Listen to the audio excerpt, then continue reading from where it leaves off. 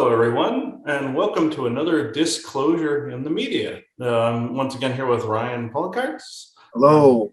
And we are talking about more Elder Scrolls lore. This has to do with the Psijic Order. So take it away, Ryan. Okay, so welcome everyone again to another episode of the Elder Scrolls.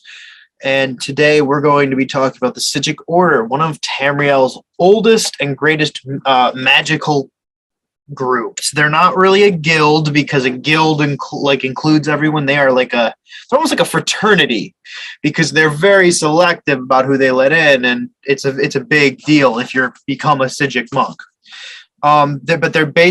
They started as a group of high elves and high elven ancestors, Aldmer, even though likely they weren't separate races, they're just referred to differently.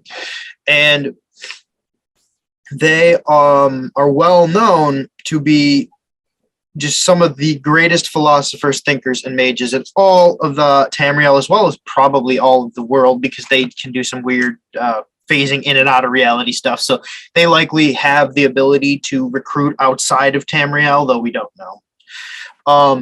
But basically, the Psijics differ from everyone else religion-wise as they stick to this old Eldmeri, old high elf as we know them viewpoint.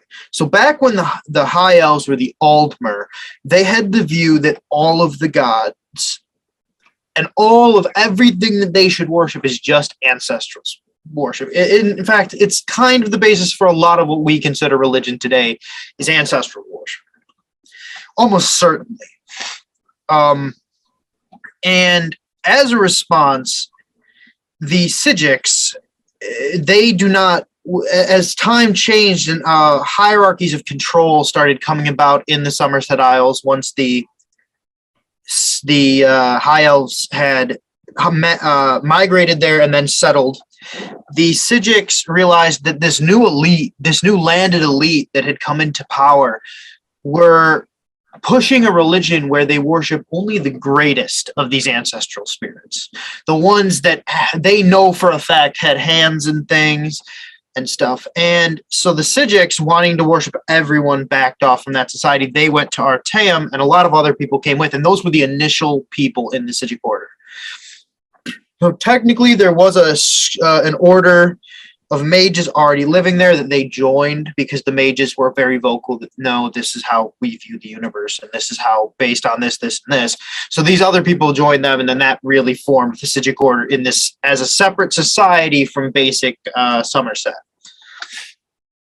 So they also believe that they're always being observed by this other spiritual side, and so they twice a year on the 2nd of Hearthfire, they perform a rite called Mowita, and then on the 1st of Last Seed, which are just fictional months that do equate with months in our world, but not perfectly. There's a few more days in certain months and stuff, but they basically equate to certain months. Though the Elder Scrolls calendar starts in April, like an equivalent month to April here. So basically a year ends when winter ends fully. Okay. And then they on the 1st of Last Seed, they perform a ritual called it's like Vigyld. It's like Vigylд. Some of these words that I'm going to use today are hard to pronounce, and so I will, if I can't pronounce them, I'll spell them out. Yeah. Both rituals are believed to empower the good spirits while debilitate unclean spirits so that they can't cross into our reality and cause problems. That's basically what these are meant to do. And the Psijics believe that God, like all the gods of the Elder Scrolls series, the Aegir, the Daedra, all of them are in truth spirits of exceptional people or who had some kind of drive and power, and then once they got to the afterlife, they were just so powerful they became like able to carve out their own realities, basically. Now,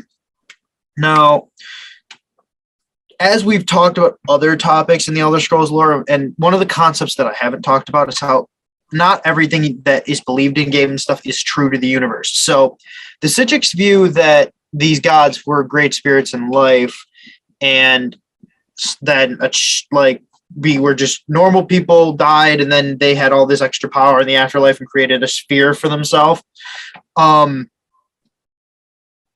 The Psijic Endeavor sort of stuff that we talked about in the last few episodes, where we were talking about Kim and the Godhead and the origins of the universe, like we talked about Anu and Padme and how the timelines came to be and stuff.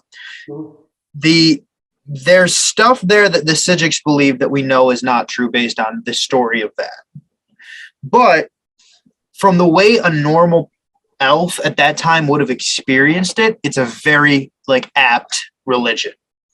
Because Anu, like Aka Anu, that original time god presence, did exist beforehand. And in previous Kalpas, which Kalpas just mean previous timeline, like a previous incarnation of the world. You hear about them in Skyrim, but they're not talked about too much. But basically, that existed before Ariel, the aspect of Akatosh, Aka, time god, whatever you want to call it, that was an elven king and led a lot of the elven people in the ancient elven past. So they have a direct memory of this, and then they die and he becomes an ancestral worship. But that is an aspect of an already existing god. So as somebody that doesn't know that per se, they would just view it as that person becomes the god when they die. But in reality, that god already existed. Yeah, and it was the reverse of what they were seeing, where it was an aspect that came here and he just went back to it. So it was like he became that. Yeah. Yep. That's exactly what happened. It's almost like they come here to mantle a new version of that god. So yeah, exactly. That's what I was thinking too. Like an oversoul sending an avatar down here, and then you mantle a new version of that oversoul. It's the same difference. Yeah. Yep. And I think me and you talked about something very similar to that recently. Yeah. But they viewed it that way, which isn't wrong from their less limited viewpoint. Like they were limited than we are as people observing from outside the universe. So they don't know that. They didn't know that. But what we do know that's very interesting in connection to all this is their belief that you come here, you become a god, you then have aspects of you, the god, that you can send down. We've met aspects of gods in the Elder Scrolls series, a few of them. You meet Wolf, a character in Morrowind, who is a direct aspect of Tiber Septim Talos. You meet a lady named, I think it's in my notes, hold on.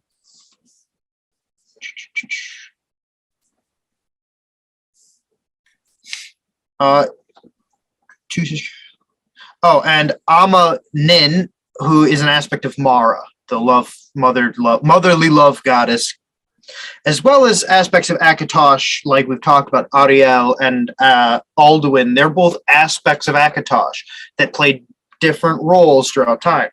So that's kind of another one. We've also heard of like Martin Septim technically becomes an aspect of Akatosh when he fights Mehrunes Dagon at the end of the Oblivion Crisis. All of those are aspects of the gods, basically.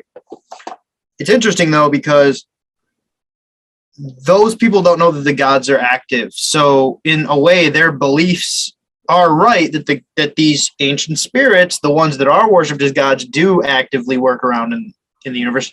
Oh, and another one is Ebenarm and the Ebony Warrior. That's another aspect. Okay. And then there's a few more ones for like Eastern, like Yokutan gods, which are a different kind of thing.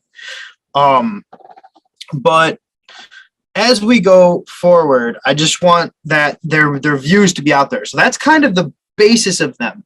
On the other side, they are a group of these philosopher monks who, though they're not monks in the way that we would view them, they're more monks in like the Buddhist sense, where they're trying to understand the school of thought rather than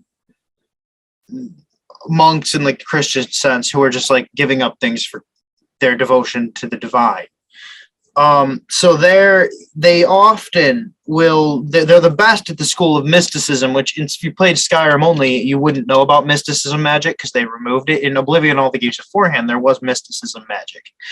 And mysticism, it is like the more ephemeral side of magic, the stuff that sometimes isn't as cut and dry, the stuff that can change things unseen to you, even though you've done something that you can visibly see. Mhm. And they're the master. They're like the world authority on mysticism, but they're very reclusive. They only take people with either great magical like potential.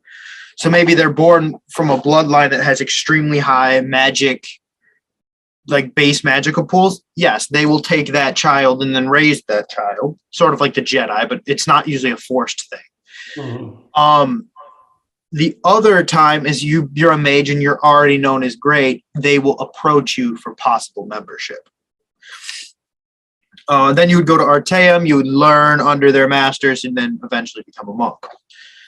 Or I guess you could call them monks. They don't really have names. They have been known to only really interact with the outside world in cases of recruitment and in major issues, like things that could really affect like the stability of the universe. And sometimes it's not even stuff that's like main quest worthy. It's stuff that's like so big that even if that version of the world dies, it could throw every version of the world out of loop. Yeah. So we're also going to talk about how they have been the party to some of the most interesting like deal making in the Elder Scrolls. So the Psijic Order begins as this group of powerful mages that have been around and at the periphery of Aldmer society. They're advisors. They're the masters of mysticism and the magical arts, but they are not the like masters of the world. Like they are in Aldmer society, they're not the kings, but they're usually advisors to kings. Then that whole religious situation we talked about where the society switched to having set gods instead of let's blanket worship everyone that came before us. They reclused, they moved to their heart, which was Artaeum, and brought people that had the same viewpoints, and that's how they started. So, however, though, they still kept up this like advisory role to especially the kings of Somerset, as well as some of the other southern Tamrielic kingdoms. They've been found in Breton, like dukedoms and whatnot as advisors. They kept that up, and they were pretty much doing their own thing. In fact, they view the fact that they have to be advisors to someone as like it's their duty. Because sometimes kings will make the wrong choice about magical stuff because they just don't know. And they call that sacred duty as Selefernese. So it's like it's like SELIFFRNSAE. That's how it's spelled. And when translated, it means meaning a sacred duty that is basically like a grave and faithful counsel. Okay, that's very interesting. There's a lot of like wizard figures, both good and bad, throughout history that have been advisors to kings. Merlin is the most famous one of all time with King Arthur, but there have been instances where there have been advisors, somewhere more on the vampiric side, like Germain, for instance. Then you have like he was originally known as Count Saint Germain. He was also advised by somebody that was before him as well. But the most famous of all in lore, real lore, is more like Merlin and King Arthur, where he was the advisor or the magic advisor. And I found out Merlin is a member of Krum's group. They are an order very similar to the Psijic order that was from ancient Atlantis. Now, if you want to go a different route, you have also the Witchers series, where they're kind of recruited and brought, turned into Witchers, but that's more the super soldier side of things. But this sounds more like Krum's group, whereas they would sometimes train people that had the aptitude. I heard in someone's session one time where Crumb had trained them not only in certain magics, but in certain weapon creation and formation stuff too. So they some of these wizard advisor-like figures, some of them again were dark and had their own agendas. They were working for other alien factions or Orion factions. But some that were benevolent would advise on strategy either to avoid the bad guys or to enhance that kingdom in some fashion. Now, you had all these other alien factions that were kind of hedge betting on which kingdom would be the strongest, kind of like playing a game of Risk. But that we call that the hedge bets of the gods. But also what you were saying before about them believing spirits were becoming those gods. I have actually, again, seen this very same thing we've been talking about with people that have passed on. They go back to their greater aspect. And some people would view that as becoming that, as you would say. Like if somebody saw it at face value, they'd be like, oh, you became this, you ascended. That's not exactly true. They just brought all their experiences, codes, and codexes and everything back to the oversoul and helped to remantle it. You can do that while you're here in your I am presence too. You can remain here and do that. But this, I find that very interesting. You were saying they were advisors to kings, because Joanna and I have talked about that in ancient galactic history, where a figure would be inserted, like somebody who either had high technology or had mysticism type magic, and would teach some of these leaders. Now, like with King Arthur, of course, they say he fell into human wiles and stuff like that, which is the real guy. It didn't really happen that way. But with boy, somebody's trying to mind wipe me here for a second, going into this subject, because we've also seen famous like poets, musicians, and famous even scientists in later history were part of a group very similar to this. The rumor has it Einstein was part of that, part of something like that, where eventually what he put out there was misused, of course, as a nuclear bomb. Tesla was supposedly part of something like this as well. And a lot of these great figures that either incarnate and bring in knowledge from their oversoul, and then bring back the codexes necessary for that oversoul to expand or mantle, or you have beings that have been here a very long time and just insert themselves in government. You also have figures like Valiant Thor going into academics, going into government politics and religion, and advancing the knowledge slowly as time goes on in the slow drip methodology. Even though I don't always agree with the slow drip, in some situations, in most situations it works. Where you're adding the teachings in slowly. So this is what I was able to see. And also with at the end of Oblivion, I know you haven't touched on this yet, but with Mehrunes Dagon manifesting in our realm, something like that is a no-no based in some galactic politics. The agreements between the fascist Galactic Federation and a lot of these different worlds with each other, they would all come in if somebody tried to manifest here. They would try to stop them as a whole. This happened with the Orions, Draco, and a group called Dark Darshinians from Cassiopeia. The Mozen came in to stop them because they were in violation of certain galactic treaties. They were trying to reform the Earth in their own image to be able to have it as their own territory within the Galactic Federation. And they found a kinship with the Nazis after a while, and they were trading information back and forth. This is how the Nazis got so advanced in some of the mystical arts and some of the paranormal type of information, and also the satanic magic and everything. This is how they got so advanced in that area, and that's how Hitler was able to advance so quickly in 4 short years. Was he had help from the outside. So that's a no-no based on some of these treaties out there. So if you see in that Martin stopping, of course, Mehrunes Dagon manifesting like that is a complete galactic no-no. Doing something like that. That's why you see some of these ETs taking a chance to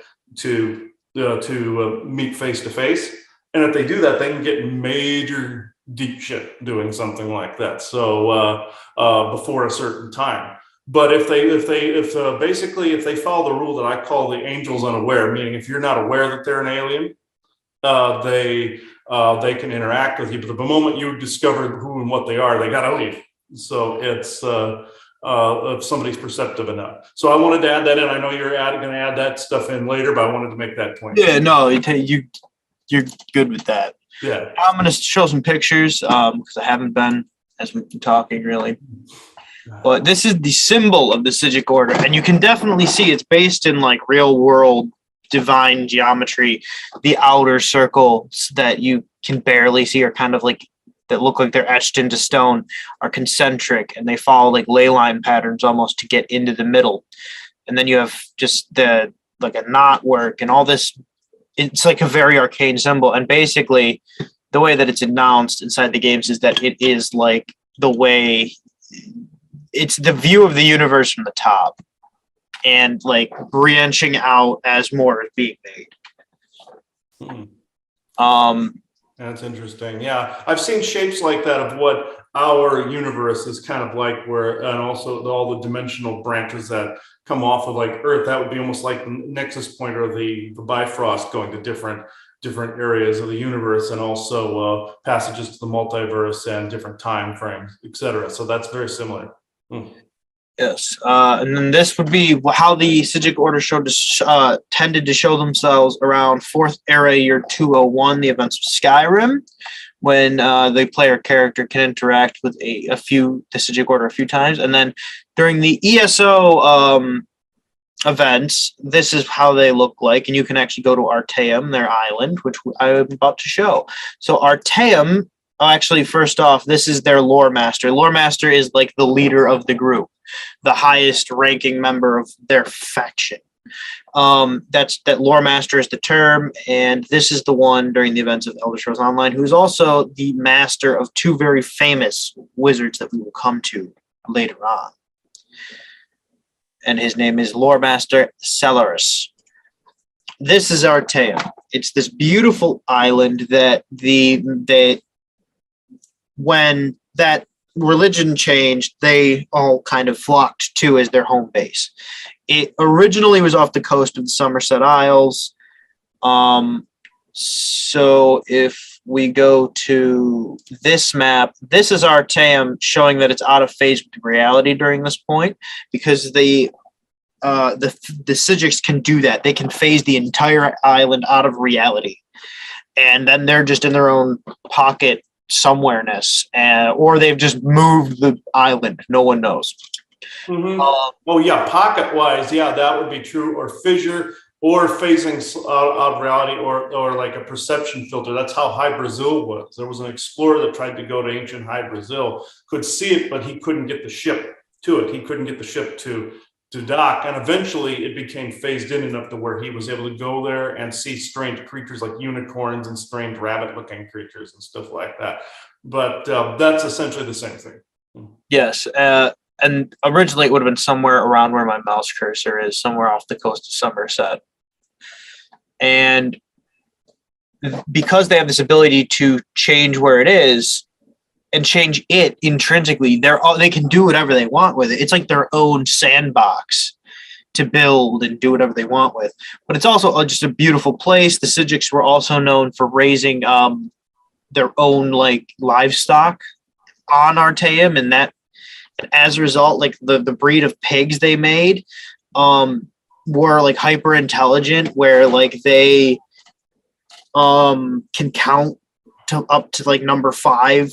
They can remember like names of different people that they've encountered, and they seem to get great enjoyment out of watching a mage like perform magic. Not like magic as in tricks, but like doing magic. Like they view it as great entertainment, and they tend to be a good pet. And it was one of the when Artaeum is in phase and actively like trading with the rest of the world, they export a lot of these as pets. Okay, yeah, that's interesting that they created their own animals. Like some of these different pockets, like this Atlantean one where part of Atlantis phased in, and also Lemuria did the same, Hyperborea did the same. You know, I've seen different versions of plants and animals where they become vastly different than, or in some cases close, but not completely the same as here. And sometimes a few of these things will escape from there and end up being some weird creature here. And it's something very similar to something we have. Granted, some of those are government experiments that escape from the deep underground military bases or DUMBs, but then in some cases it's like this, like Artaeum, where you have odd animals like that that are different and sometimes vastly different, but they start out with the same base DNA of something we have here. And people see them every now and again and they think they're a mystical creature, but in fact they're a variation of something that is from one of these pockets. You also have the unicorn, for example, that they say that I found out the DNA was stolen from a group that was called the Alarum, that was created by the Forbosi, who were genetic scientists. And eventually Poseidon, I found out, created the unicorn in his quest to make the horse.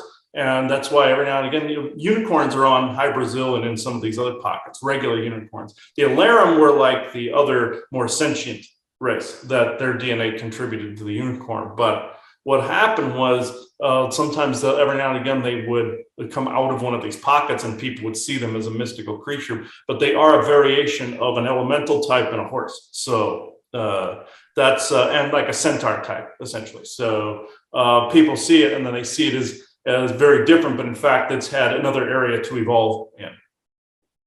Okay, cool. So the Order initially set themselves to understanding Padme's internal and ever-changing mystery, believing Padme, the chaotic sphere, to be just as valid as Akka's sphere over time. A sentiment believed like by outside societies is just completely like heresy to some of these others. Like the Thalmor would have viewed that like acknowledging Padme, which is like the base of Lorcan, which is the enemy of Akka type thing, is blasphemous because even though basically all Padme is change. So at its root, but they view it as just as necessary because they have this higher mystical understanding that like Padme is the force that's changing the world and it's moving through Akka to do it. Mm-hmm. Okay. Yeah. So their name actually's origin comes from Psijic. That's all it means is Psijic, which is basically the Old Mary original name for Padme. So the old Elven name for Padme, there's basically Elven is an older language than Tamrielic Basic that most people speak. In the Old Mary Basic, so like their ancestral worship was a big deal to them, so they kept doing it.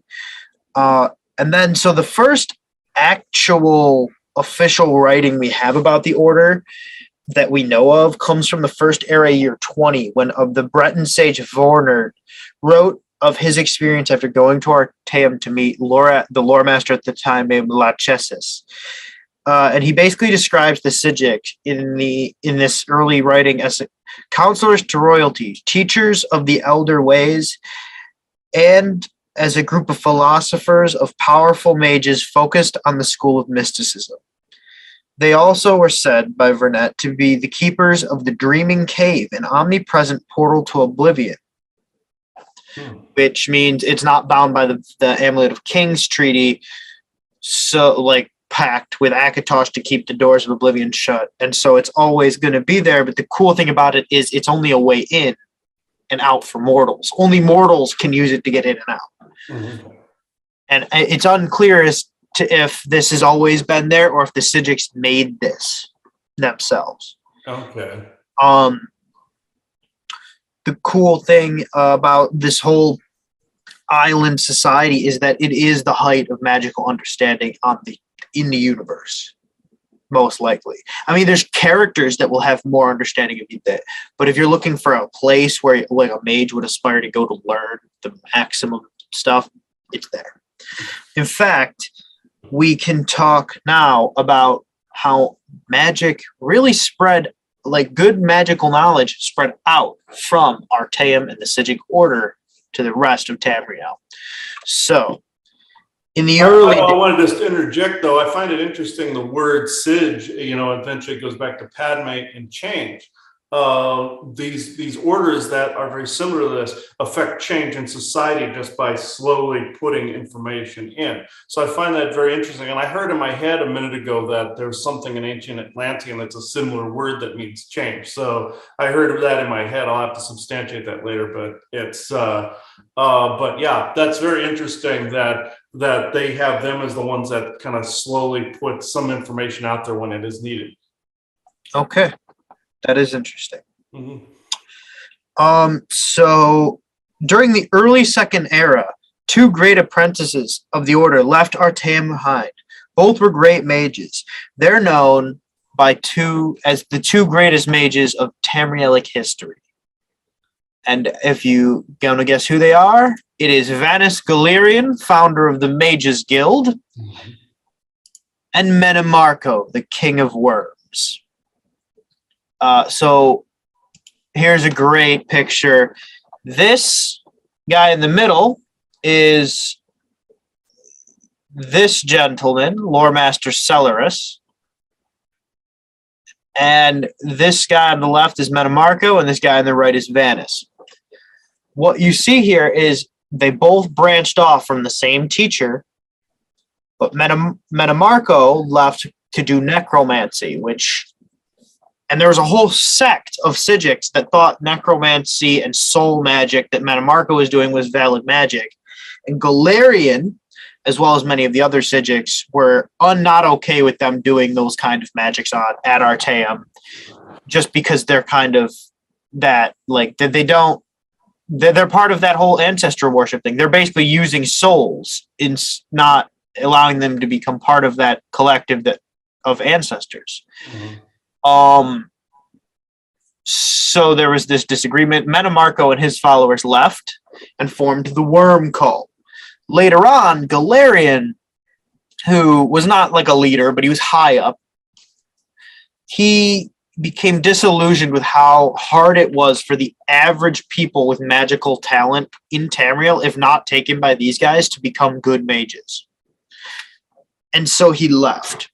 And what Galerian ends up doing is setting up the Mages Guild, an inclusive place where if you have the aptitude for magic, you can go to become a mage. And a lot of the recruitment that the Psijic Order would do of outsiders later on would come from the highest echelons of the Mages Guild, because they knew their stuff. And generally speaking, a lot of these higher up members of the Mages Guild know that the Mages Guild were born out of the Psijic Order, essentially, through Vanus. But it's also just the ones that were more willing to view the world in the Psijic's way were taken too. But it is still extremely rare. It's like a 1 in every 100 years type thing. They take somebody from outside their society. And then you see in the top corners, you have the symbol of the Mages Guild over Vanus, showing that that's where that came from. You have the symbol of the Psijic, or one of the symbols of the Psijic Order, which I think they're just using the alteration symbol from Skyrim for it there. That's the Psijic Order, and then you have the Worm Cult symbol of necromancy above Metamarco, who becomes the King of Worms, the god of necromancy, like the Necromancer's moon, which means he did achieve some form of divinity. And then in Oblivion, you face the version of him that didn't get divinity through the Dragon Break. It's really interesting, but they're directly from this Psijic Order that originally existed. That's interesting how they also come out every 100 years or so to recruit. Like I said, it's similar to The Witcher. The Witcher is more or less like Super Soldier rather than just magic. That's more science than Super Soldier. But this is interesting because the groups that I've heard about have done that in history, where they would come out every now and again and look for people that had the aptitude. I found out Merlin himself.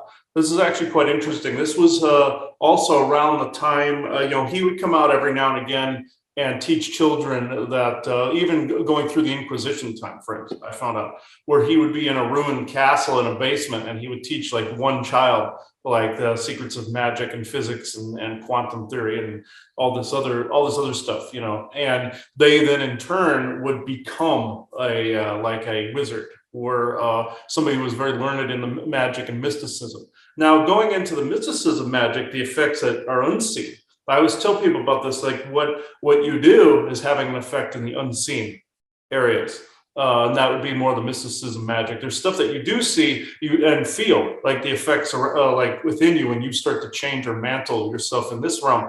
You start to do the shadow work. You start to change internally.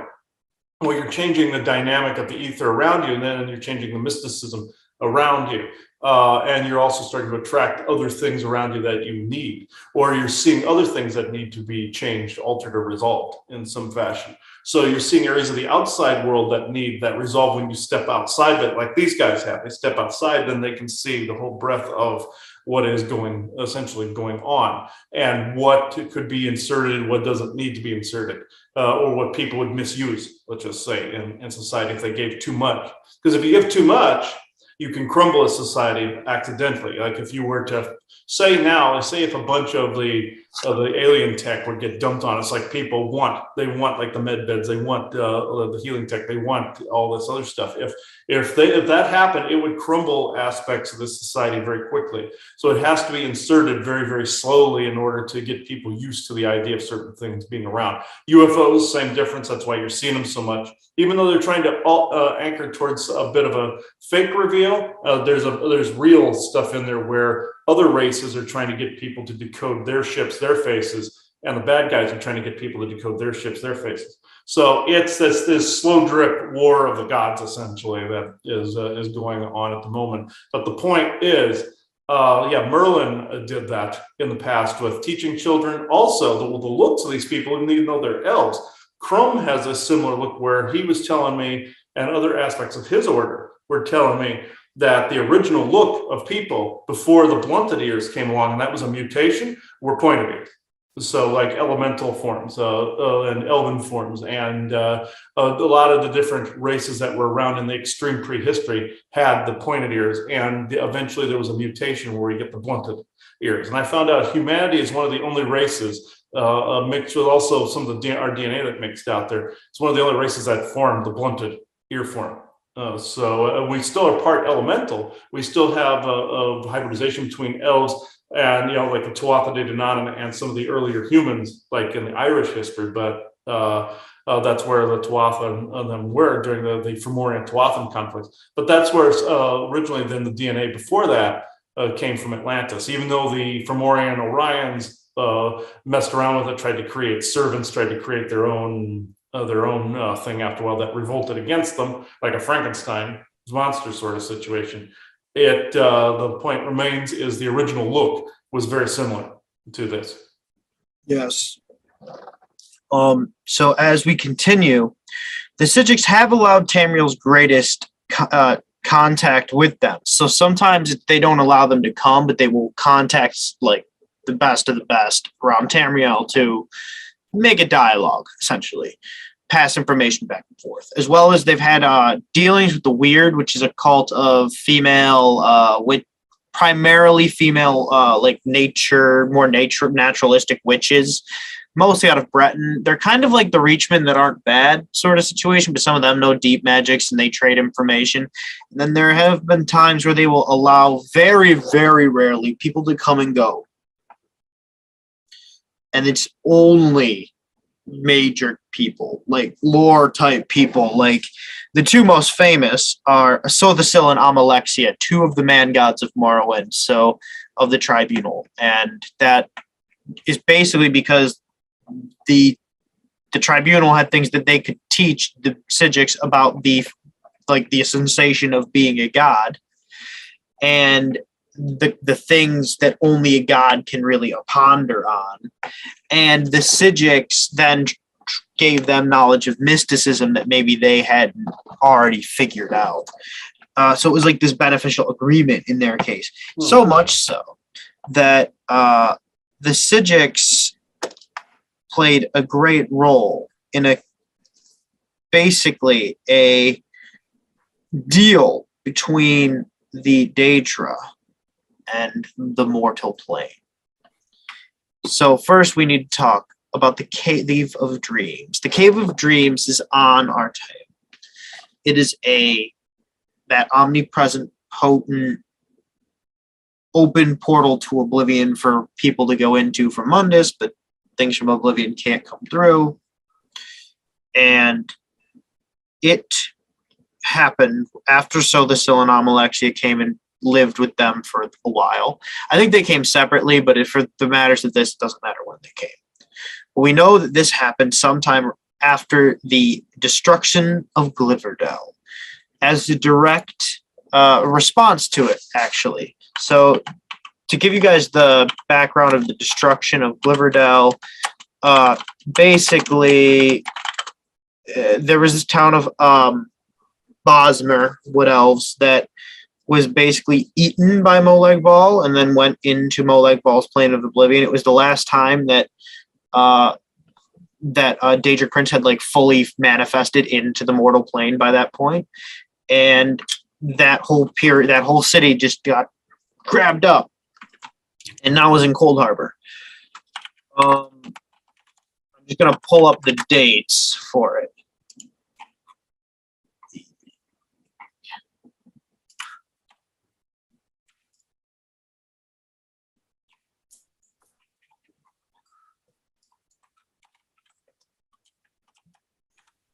Yeah, I find it interesting. You're saying that some of them are some only certain ones can come and go. I find that also very interesting where they hit a certain stage or a certain vibratory frequency or knowledge or understanding type of frequency, because then there's even some of the bad guys who do this, like say the Nazis that are out in space or some of these other bad groups. They're considered more like a galactic group, unfortunately now, or like the Martian Germans are like a breakaway, or Ceres Germans, lunar Germans are kind of a breakaway. But then you have good ones, good beings on Earth that have come and gone from some of these different fissures and pockets.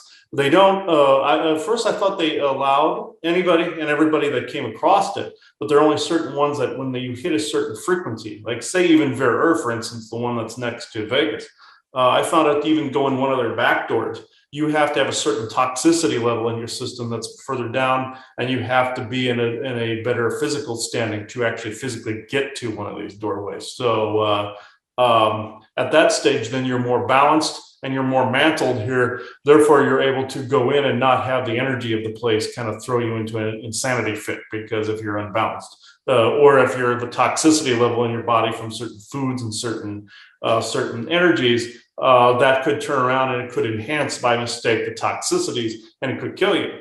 Now it's a corridor, essentially. It kind of bounces you out as you go along. And there was an episode of Star Trek years ago that explained this process, kind of like this portal to Oblivion. Very similar, where like you could see like people like at the Psijic Order and them coming and going, but the people of Oblivion can't. What happened was Kirk had to go into this in-between space between two universes, because there was an evil version of this one guy they were hunting and a good version. The evil one was trying to destabilize two universes and tried to almost collapse them, kind of like in Doctor Strange and the Multiverse of Madness. It was the same concept where universes would collapse. Well, from a footprint being left too many times. What happened was this guy Lazarus who was in it created this corridor between two of them to make it safer, that he could come and go to try to apprehend this evil version of himself. And what happened was when Kirk passed through it, he passed into Lazarus's universe, and it was an antimatter universe. So even though you would think somebody of matter in ours wouldn't be able to be there, but the corridor conditioned him enough to where he could go in there and interact with Lazarus and be in his universe for a little bit. And even in that universe, it was night when he left; it was day in the other one. It's very similar to where in a portal like that, it would have to be something similar where it conditioned you at least a little bit. But if you had a certain level you weren't at yet, of the toxicity in the body or some spiritual contaminants, even physical contaminants, would turn against you and become more enhanced, and it would probably kill you. So you would have to be more advanced to even create this, and more advanced to be able to use it. In some instances, you can be conditioned only so far to help you. You got to meet it halfway or 2/3 of the way to be able to use it. So I wanted to add that in, because it's very similar to some of these concepts that are out there, even in sci-fi. Okay, so the name of the town is Gilvardell. Gilvardell. Mm-hmm. And it was a Bajmeri village has been defiled and destroyed. It is now festooned with skin, bones, and other regalia of Daedric worshippers and necromancers. The smell of burning flesh was not present before there, and it forces me to retch in disgust and tie a cloth across my face. That was what somebody wrote about it in a book. Hmm.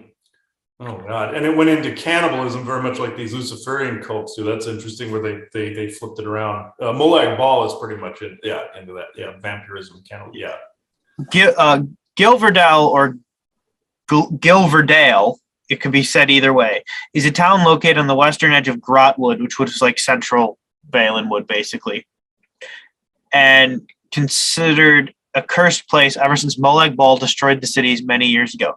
But what he really did was he destroyed the town, but like ate it as well and pulled them into like a fake version of it in his dimension. Mm-hmm. Yeah, like the looshing that took place. Essentially, he created a copy, and he could continue to consume their souls. Essentially, yeah. So he pulls that in there, and that was in First Era 2920. The compact is the same years, So yeah, it's a direct, like event, like because it leads right into the next part. So what happens is Sothasil goes from his clockwork city, and here's Amalexia and Sothasil. They went and trained with the Psijics. That's Amalexia. This is Sothasil. Sothasil goes from the Clockwork City to the cave and enters Oblivion to make the Cold Harbor Compact. And basically, it's the agreement was made after Sothasil in response to the settlement of Gilverdale's destruction by Molag Bal. Sothasil ventured to Artam from his Clockwork City and into the Dreaming Cave, where he made a deal with 8 of the Daedric princes: Molag Bal, Mehrunes Dagon, Hircine, Azura, Sheogorath, Hermaeus Mora, Malakath, and Boethia. And they were no longer allowed to physically come into form on Mundus as a result of it. Now the deal is interesting because we don't know if Sothasil threatened these Daedra into doing that, or if Sothasil gave them something.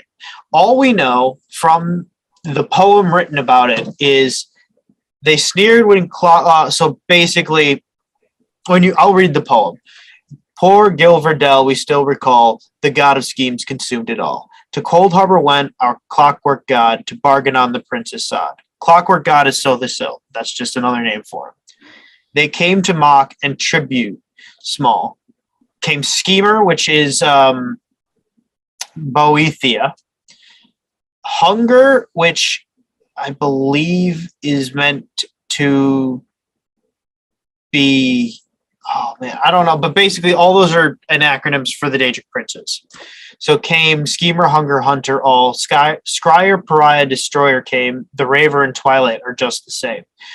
From dead Daedra save us, from Daedra keep us safe, forsake the ones that made us to fight a wrongful fate. And then they sneered when he was like, no. And then Azura was like, what will you give us in return to keep us from chastising Nirn? The Clockwork whispered long and low, and what he said no mortal can know. So no one knows what he gave up. But another interesting thing about it is when the Dragonborn goes to Apocrypha in the Elder Scrolls V Skyrim, he meets the Seekers, which are like the Daedra that are meant to keep the realm of Hermaeus Mora in check. And that's the one that looks like an eyeball in the back. Basically, inside this realm, it's recorded all the knowledge that's ever happened. And based on Hermaeus Mora, because he was part of the agreement, all the knowledge about it is firsthand. Hermaeus Mora views this as mortals under the compact should not be allowed in his realm either. So it was basically a ban from mortals coming into Oblivion and Oblivion coming into Mundus. What is very interesting about it is, though, I have a theory that it was only meant for the tribunal to stay out of Oblivion. And for I think it was meant more like the gods of the mortal plane are meant to stay out of Oblivion, and the gods of the Oblivion should not go into the mortal plane. Now, I mean, if it quickly fell apart, I mean, Molech Bal was actively trying. Well, no, actually, Molech Bal was not in the wrong for his plan. His plan had nothing to do with him ever actually entering Mundus. So, unlike Mehrunes Dagon, whose eventual plan would be to fully manifest in Mundus, destroy everything, and then make it his own kingdom, Molech Bal's plan was to use the Dark Acres to pull parts of Mundus into his realm of Oblivion. So he was never going to physically manifest there, so he never was going to break the compact.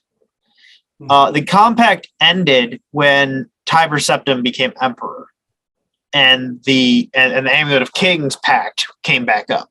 Okay. So currently in the Elder Scrolls lore, during the events of Skyrim, there is nothing binding the Daedra not to manifest in their world, because the Amulet of Kings is missing or destroyed, and so the Sill is dead. So the agreement is most likely considered void by the Daedra at this point. But if not, it would be interesting to see what happens in later games. Oh yeah, this is actually very interesting. This was actually depicted in 2 other series as well. This is the birth of certain galactic politics and different treaties between the races, and where also humans can't enter certain areas, and of course the Daedra can't. But there's 2 references to this in other shows, where in Doctor Strange, the first one, where he defeats Dormammu at the end. What does he do? He uses time to put him in a repetitious loop and threatens him, basically says he's going to keep him trapped there unless he leaves Earth and takes all his servants with him. So that's very, very similar. You said people don't know whether the Clockwork guy here doesn't either threatens them or he makes this agreement with them.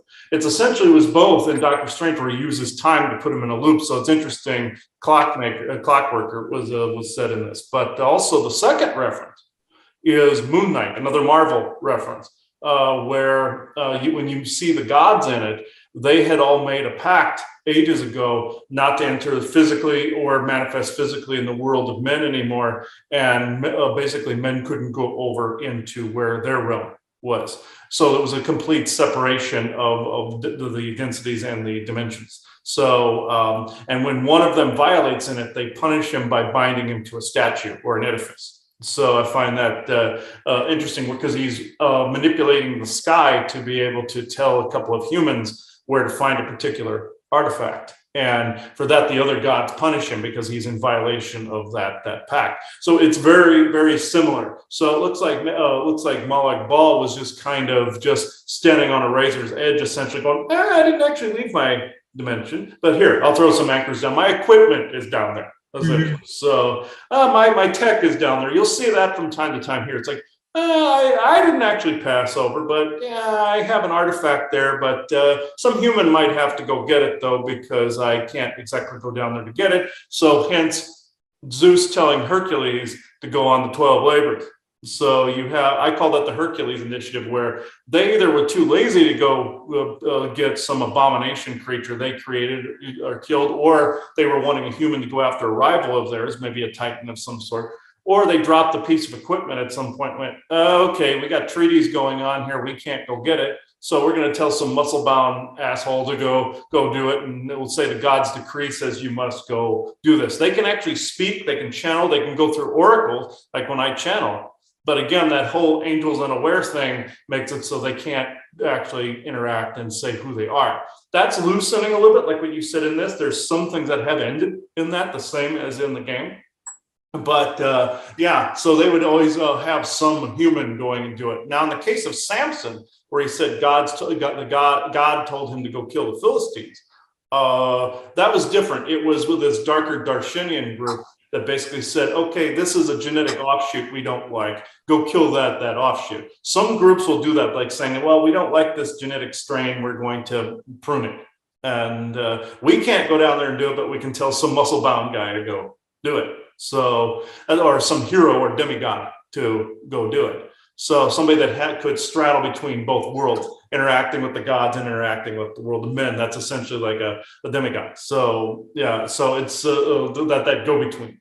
So I find it very interesting, the similarities between those galactic treaties and this. Even the image itself, I had an image in my head very similar to this, where somebody was kind of laying down the law and basically telling the other groups like, okay, this incident happened.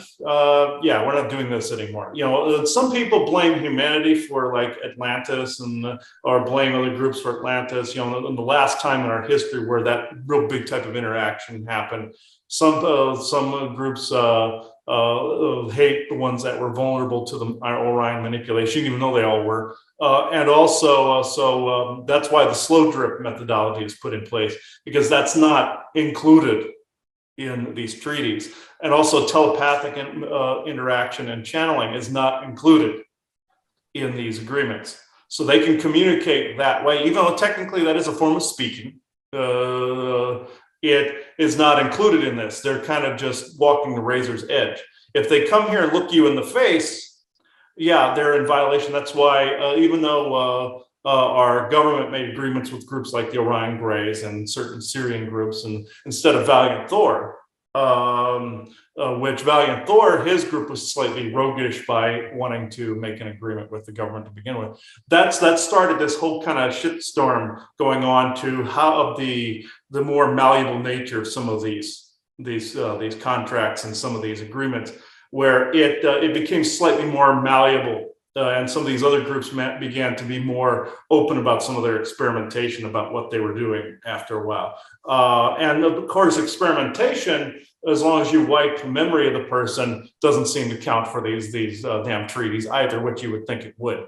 But since another group made themselves known, another group had to make themselves known, very much like I said in the beginning, with the Mozen counteracting what the Dark Darshinians and Orions and such and the Draco and stuff were doing in World War I, World War II. And also, they had to interact in the background to get rid of some vampire garbage that was going on in the background, essentially like monster hunting.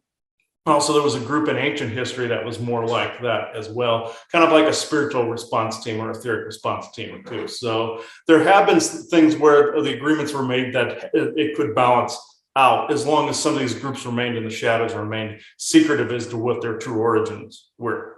Like some of them will lie and say they're from space when they're actually from the inner Earth. The Agarthans have similar agreements on interactions. Sometimes they will outright lie and tell you they're something they're not just to be deceptive, even though there are dark versions of, or dark people down there, like certain dark Syrians, dark elves, things of that nature. Evil, not just dark skin. But there are other groups that will outright lie to you and say they're from a certain planet when they are from the inner Earth. And apparently that's agreeable within these contracts. If you base something slightly in a lie, you can get away with a little more. And also there's these the pacts with the programs in the government as well. Some of these groups, the government people are embroiled. You know, what I find very fascinating in this is these government corporations are embroiled in these same galactic treaties and contracts. We are not. So Galactics found, and this goes into more of the superhero lore, the Galactics found a very interesting loophole where they could literally have one of their children raised by a human family, just like Superman. And that child would have a say as to what happened. Now, another loophole is incarnate, doing a sleeper technique where you can incarnate or send a fragment of your energy here, an aspect. And another aspect, like what would be your overall library, they could, a galactic avatar could send in and create an avatar of their own and then dictate what they do through soul mission. But like the Superman story, they could send in literally a physical child, as long as it looked like one of us, and be raised by human parents. And the story between Superman and Lex Luthor, for instance, this is an embodiment of that type of change in those contracts. And the reason I say this is because you have Clark Kent existing as a human here, finds out he's an alien, and then eventually reveals himself to the world after a while. But before that, he's raised by human parents and gains human values and human insight here on Earth. Lex Luthor is the embodiment of some of the interplanetary corporate conglomerate, which is the manifestation of all corporations here on Earth, or the head of all of them. He essentially is what Superman is fighting to try to topple like an evil corporate conglomerate. This is essentially a allegorical version of what some of these galactic groups do to try to bypass these different treaties and contracts and agreements. And that's essentially some of these groups out there were telling you what they were doing by that. I thought it was a Michael Lucifer thing or a Thor Loki type of thing, but it's actually more allegorical towards these groups trying to find loopholes in the contracts and the groups that they're trying to stop and fight so they don't spread out into the galaxy more. So it's that's essentially what that is. I know that was long-winded, but that's where that went. Okay, that's a good one. So the Cold Harbor Compact is in place, though that doesn't stop all the Daedric princes coming in, because there's famously more Daedric princes. The three that weren't there were Nocturnal, Mephala, and Clavicus Vile. The Lord of Deals was definitely not going to get bound to a deal like that. And so, these Daedric princes were not bound by it, so they made an attempt to try to steal the heart of translucent. What's it called again? It's the heart. The heart of transparent law. I knew it was something like that. And basically, it's a heart-shaped gemstone that that is the heart of the Crystal Tower in the Somerset Isles. Now, the Psijics at this point were still in the Somerset Isles as advisors, and they were very worried when they realized that these Daedric princes were going after this, because this tower basically grounds the universe into creation with other ones around Tamriel. But using that heart at that tower, you can kind of cast, with the power of a Daedric prince, they could probably cast themselves like to be an omnipresent thing within all of creation, not just within the human realms, but everything. And as a result, the Psijic leader at the time basically realized that this was such a threat that he took the heart and hid it within his own body. He replaced his heart with this gemstone, essentially. It took about 350 years, mind you. So now it's second era, like 580.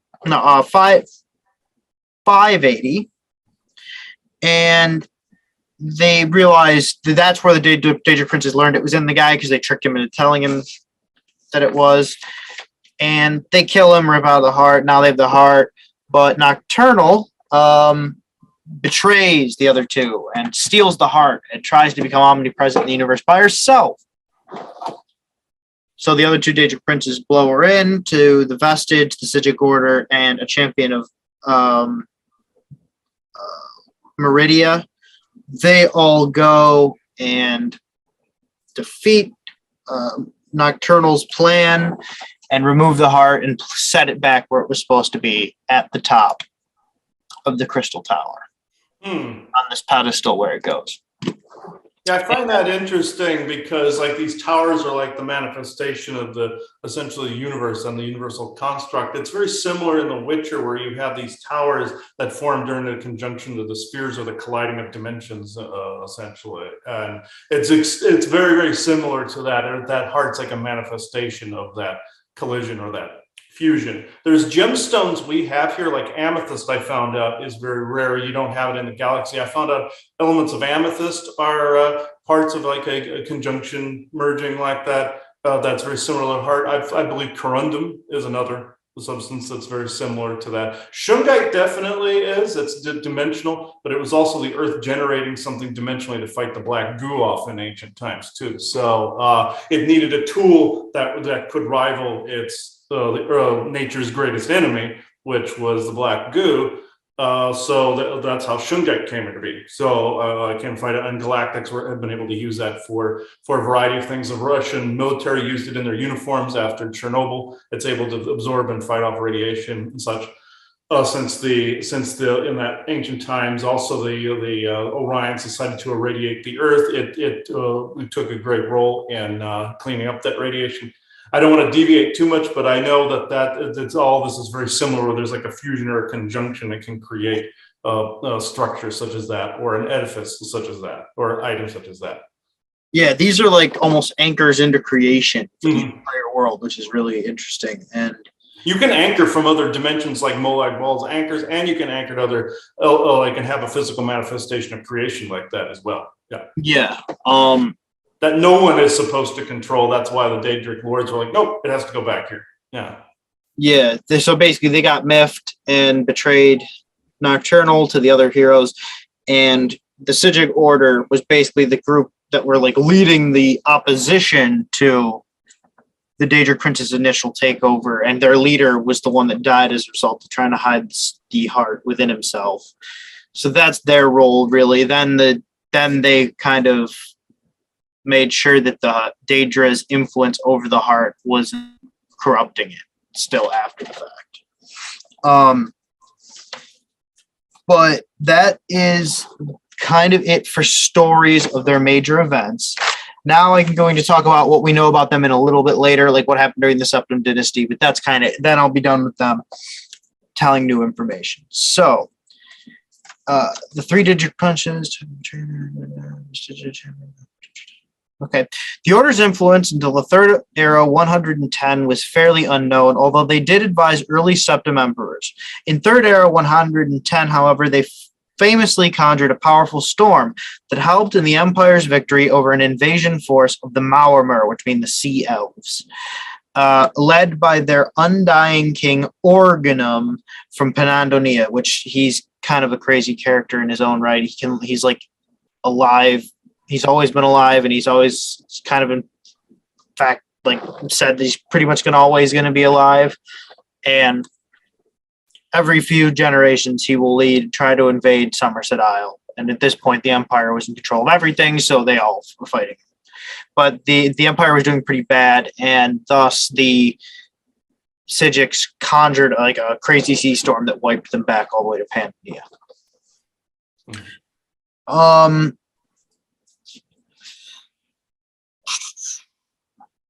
However, by the end of the Third Era, after the Psijics had aided in Patema the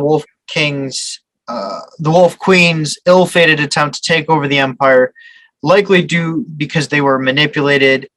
The emperors of the latter part of the Septim Dynasty tended not to trust the Psijics. So Potema the Wolf Queen does her little rebellion in solitude using a bunch of undead and makes herself a lich and tries to put her son like as a puppet on like the ruby throne. She fails, and the Psijics aided her because it's believed that the Psijics didn't do it out of like unless they were forced to do it. But as a result, not until Uriel Septim V did they trust them again. Then Uriel Septim V was famous because he was kind of crazy, so he probably started trusting them even though he was advised not to. And then it's unclear as if they gave him the advice to go and try to invade Akavir, but someone or somehow he got the idea to try to invade Akavir like by himself, another continent with like a few legions, and was absolutely just lost and never heard from again. It's known that they got there, but it's not known really what happened after that. And then again, the latter septims after that didn't trust them either. So much so that like by the time Uriel Septim VII, like most of the games before Skyrim and Oblivion, he was in Oblivion. He dies at the beginning of Oblivion. That emperor. So much so during his reign, they weren't even allowed on the Imperial Isle. Like a member of the Psijic Order would be removed from the Imperial Isle because they were worried that the Psijics were meddling in things that they shouldn't be, like the average people. That doesn't mean that they were no longer allowed in personal courts just the courts of the emperor. So like other kings and stuff still had them, and Breton kings had them a lot. What this is kind of sad though is that the Psijics have been shown to have like a bit of a far sight power. They foresaw the Oblivion Crisis, and likely if they had a seat at the Council of the Emperor, they would have told the Emperor, and it wouldn't have been nearly so bad. Mm-hmm. Oh yeah, yeah. Where of course the laws of men also interfered in this. There's the opposing force here, where some people get there's a misunderstanding there, and they're afraid of things they don't understand, and therefore they banish basically the very order that could have helped them avert some of the tragedy and calamity that happened during the Oblivion Crisis. So that's happened in the past too, where leaders will reject advice and or they're trusting the bad leader, a bad handler, or a bad advisor over a good one. Just like I believe it was Henry V, I believe, that trusted his advisor and to go to war with France, I believe. And it's shown in the movie called The King. It's on Netflix. It's something like that has happened where there's been an ill handler, an ill advisor, and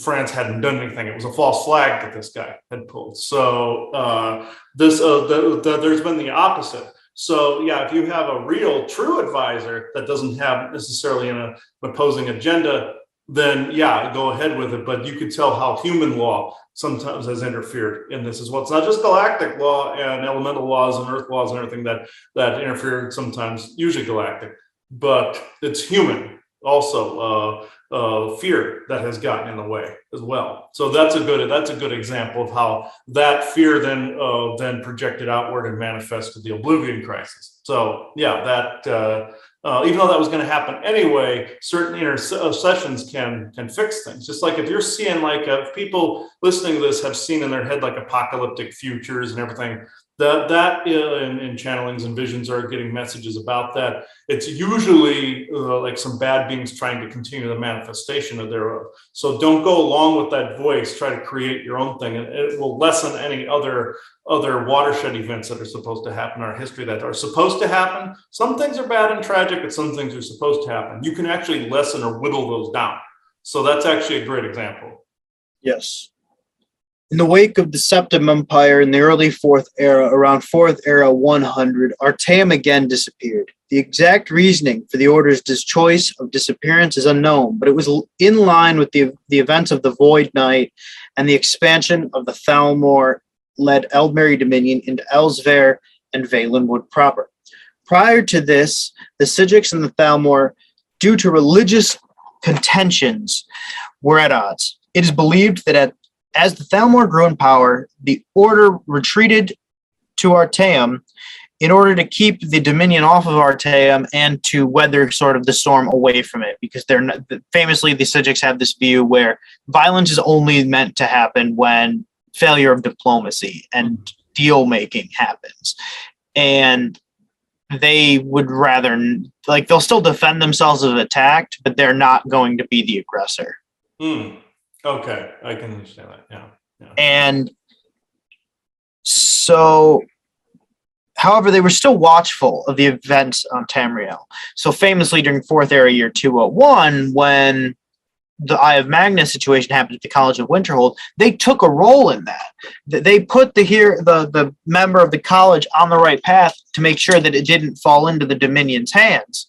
But they didn't show up and do it for everybody.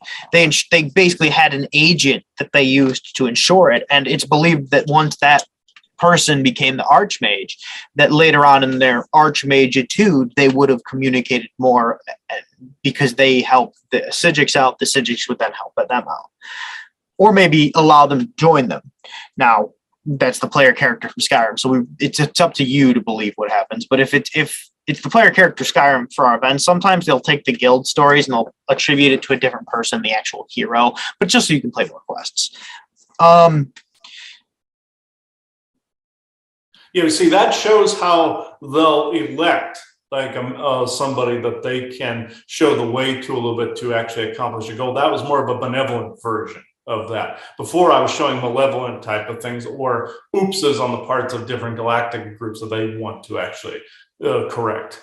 Something they bet on and it didn't pan out. But in this was more benevolently based. This is also how the Venusian colonies will work too, whereas they're a breakaway as well. Not necessarily human, but they have human DNA pleating and such, different pleating groups as well, and different other groups that have joined them. Whereas in other groups will do this too, where they'll kind of drop hints, other galactic and elemental groups will drop hints for you to find the way to a particular thing. But that's about the extent of their interference.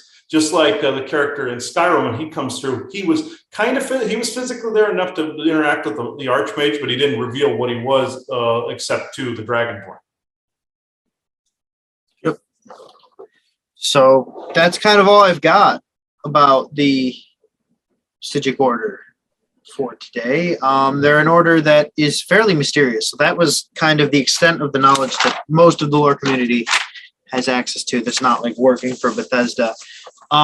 They do have some very interesting powers. We can go over a few of those. They've been known to manipulate time in a way that no other group in the Elder Scrolls does, where they can like sort of pause time and have conversations, or they can send like a hologram of themselves, which is not a power that normally people do. Normally they send like a shade, whereas the Psijic Order, when they send someone, it's not like they're like translucent. Like it looks like they're physically there. Mm-hmm.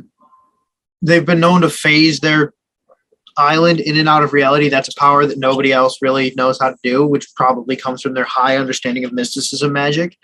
And perception filters too. Perception filters can be that way too, but they happen to be dragging it into another dimension though. Yeah. And they are also well known as like the world authority on the deeper arcane knowledge, but to get a hold of them is nearly impossible. So, I mean, the few people that would have a dialogue opened are other super high knowledge mages. So like the leaders of the Mages Guild, the leaders of the Weird, the leaders of House Talvani. Maybe the Greybeards have a way to get in contact with them, but that would be like the extent. And so they're one of these factions you don't know much about because you're not meant to know much about them. That's interesting. Also, you said about the weird. That also I believe is a word. The word "weird" stems from, I believe, a word that means high mystic and high interaction with the mystical arts. So and also in this, they're showing that as a good group. The bad version of that would be the women of Atlantis that were witches that manipulated the dimension, space, and time. And they ended up helping bring the Orions and their influence across the threshold. Eventually, they became not only a vampire cult, but the Vril. But this also the freezing of time, I find very, very interesting. The character in The Witcher called Gunter Odim, where you find out he's the master mirror, where he can freeze time as well. So where he has Geralt sitting with him, where you see him freezing time, and only those two can talk to each other. It's just like the member of the Psijic Order talking to the Dragonborn. He's talking to him like with a hologram of himself, stepping outside of time to be able to, or freeze time to be able to speak to your character. So there's good and bad in both of this. I believe this is displayed a good amounts of both, but yeah. Also, there also in the Witcher there is an order of witches that is very similar to the Weird, where they're essentially a higher order that don't allow anybody in. Wheel of Time, it's the same thing. It's kind of a mix of the Weird and a mix of the witches of Atlantis and that cult. In Wheel of Time, they mix the two together, but the two personality traits of both. You'll be dark when you feel you must to accomplish your goal, but at the same time you have great knowledge, like the Weird in the mystical art. So it's the same difference. You'll act dark if you feel it's necessary, but then at the same time you have great knowledge to those you want to share it with. Usually other women that have the aptitude in that story. But I find that very interesting. This is the way this has gone. But I don't know if you have game footage this time. But more. No, I don't. Unfortunately, not really. Okay. Let's see. I think it was Isaac that was going to talk today. I was trying to see if I could get Chrome or some fairy group because I thought that was appropriate. But but apparently it's Isaac today. It's you. Let's see. Yes. Okay. Okay. Yeah. Yeah. The energy's kind of been rather wonky lately. So usually, if you have some kind of edifice around, it's easier for them to communicate. I have his communications arc outside, but I have one sitting, skull sitting next to me that I did with turquoise. So turquoise is another one of those mystical items. That there was a planet in the Pleiades known as Maya, which is where the ancient Mayans formed the Mayan Federation out there. The ones that didn't go to Agartha took the Lemurian big spaceship city with them and dismantled it, created their fleet, and they founded the world of Maya. Maya was already there. He was also a manifestation of a being that became a celestial. He had or appeared like he did. He had an avatar here that was in East Indian mythology. His name was Maya, and he was had this turquoise skin. We have some elements of turquoise here that of course was has been here. That it was basically like the conjunction of the spheres where Earth and Maya passed dimensionally, and in that passage or that corridor, we have a vein of turquoise here on Earth. I found out, so it's in the south. The biggest one in the southwest, but it formed it to fight the very same thing Shungite did here, essentially the black goo and Orion influences and dark magic. So I find it interesting that I have this sitting here, and we were just talking about some of those conjunction and mysticism magic. So Isaac, you can come through anytime if you want. Give me a second here. All right. Yeah, for whatever reason, you're chomping at the bit to come through here.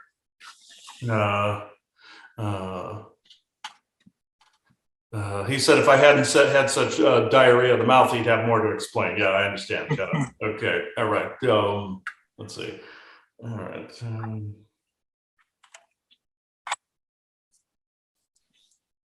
Boy, it's hard for you to come through. What's going on?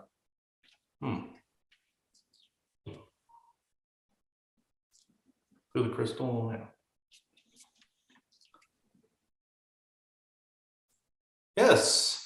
Yes, this is actually a very interesting topic. All that was discussed today is very, very true. The Psijic order is kind of like a manifestation of several groups' intentions out there and those that have existed in the pockets and the different fissures that are out there. Some are outside the normal space-time and do sit outside very much like you see the island of Artaeum, and also Atlantis as well, where they too have gone outside the normal space-time, and they're in their own fissure. You could say it's a parallel universe, but that's not completely accurate.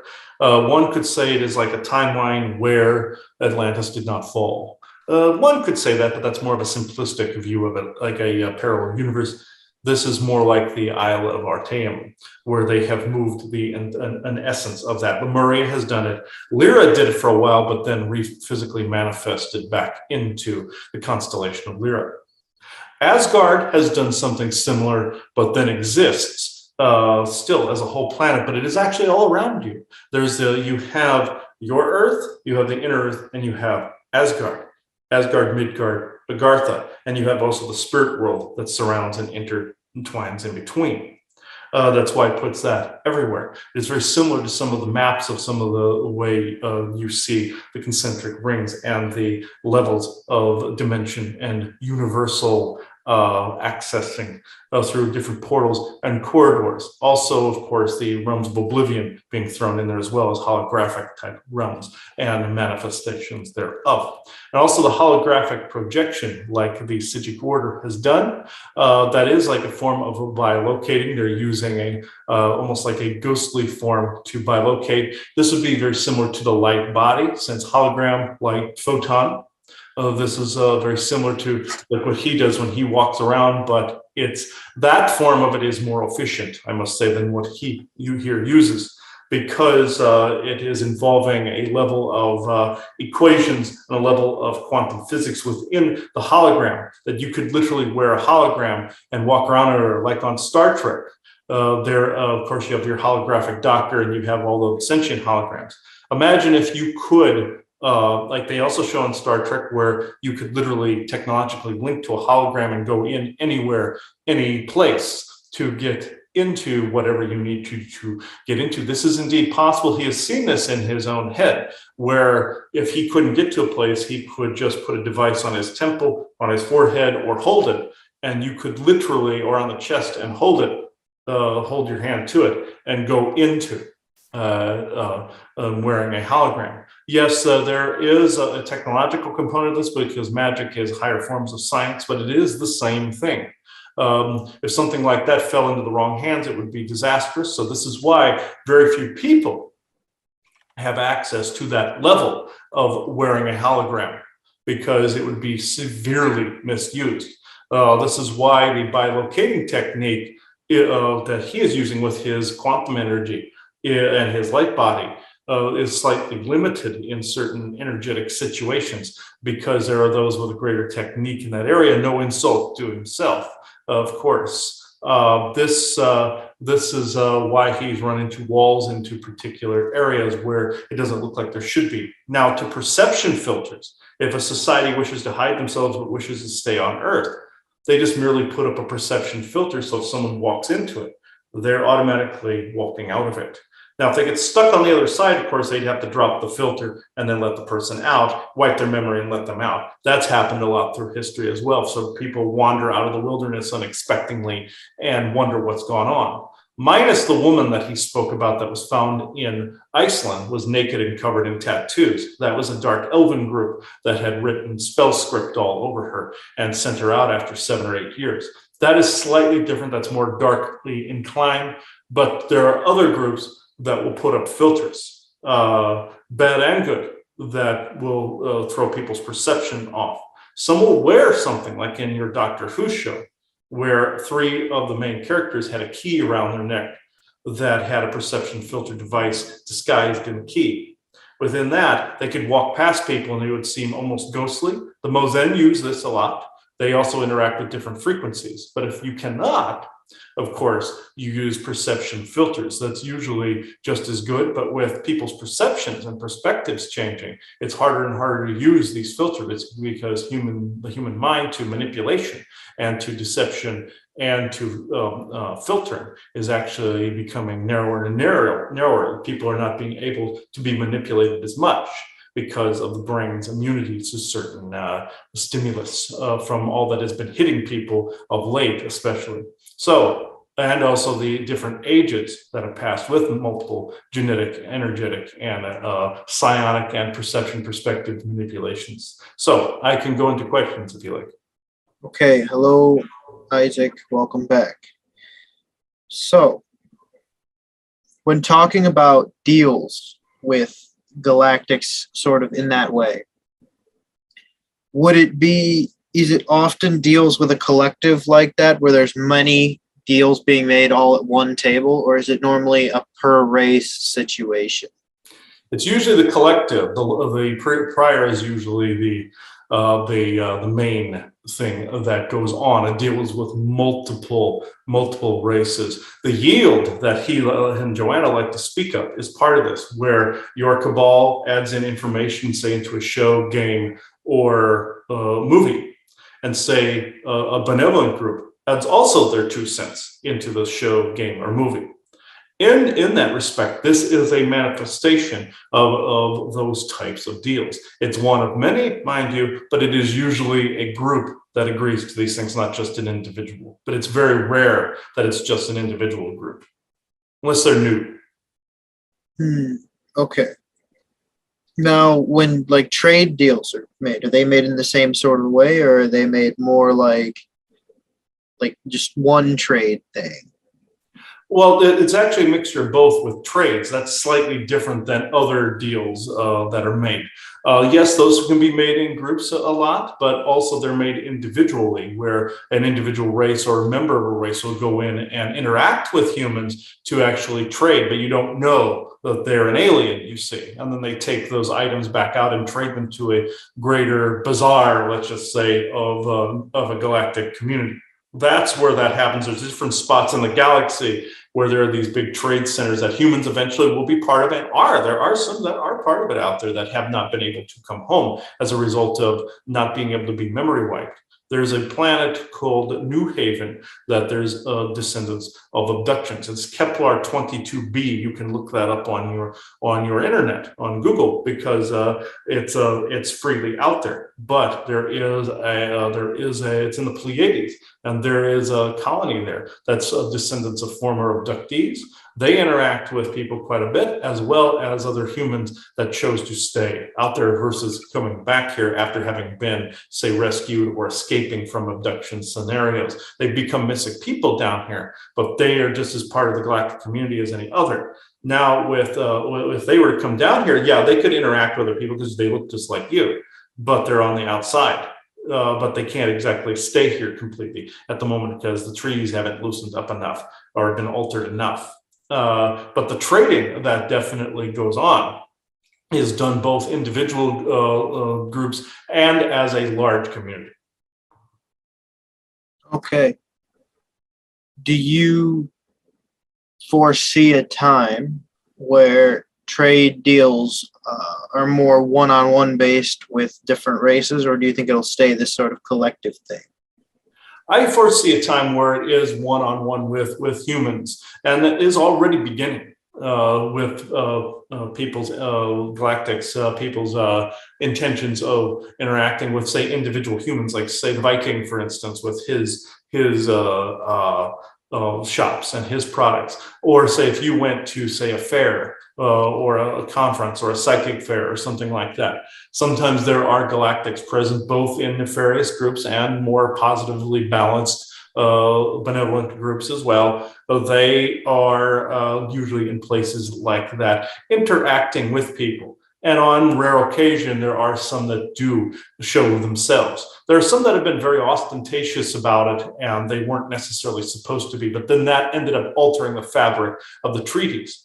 Now, if a human notices an alien, like we've said in the past, where they would have to run from them, or it's basically not in the angels unaware, where in fact they are noticed. Doing that, spooking them away from whatever they're having to do for the ICC, or they have to register with the ICC what they're going to be doing on the time allotted down here, and how long they're going to be trading for, which that then gets a monkey wrench thrown into it when people notice them, because the ICC gets a cut of this. You see, very much like your online money services like PayPal and such, they take fees. It is the same deal.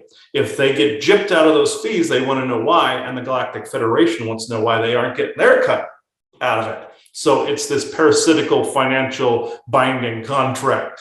So you screw it up down here, which is a very good thing. I highly recommend being a pain in the ass in this area, because then it sends a ripple effect which alters the fabric of these treaties. The more people that are a pain in the ass like this, the better. And these other groups are abducting people, and these people remember and they stay down here.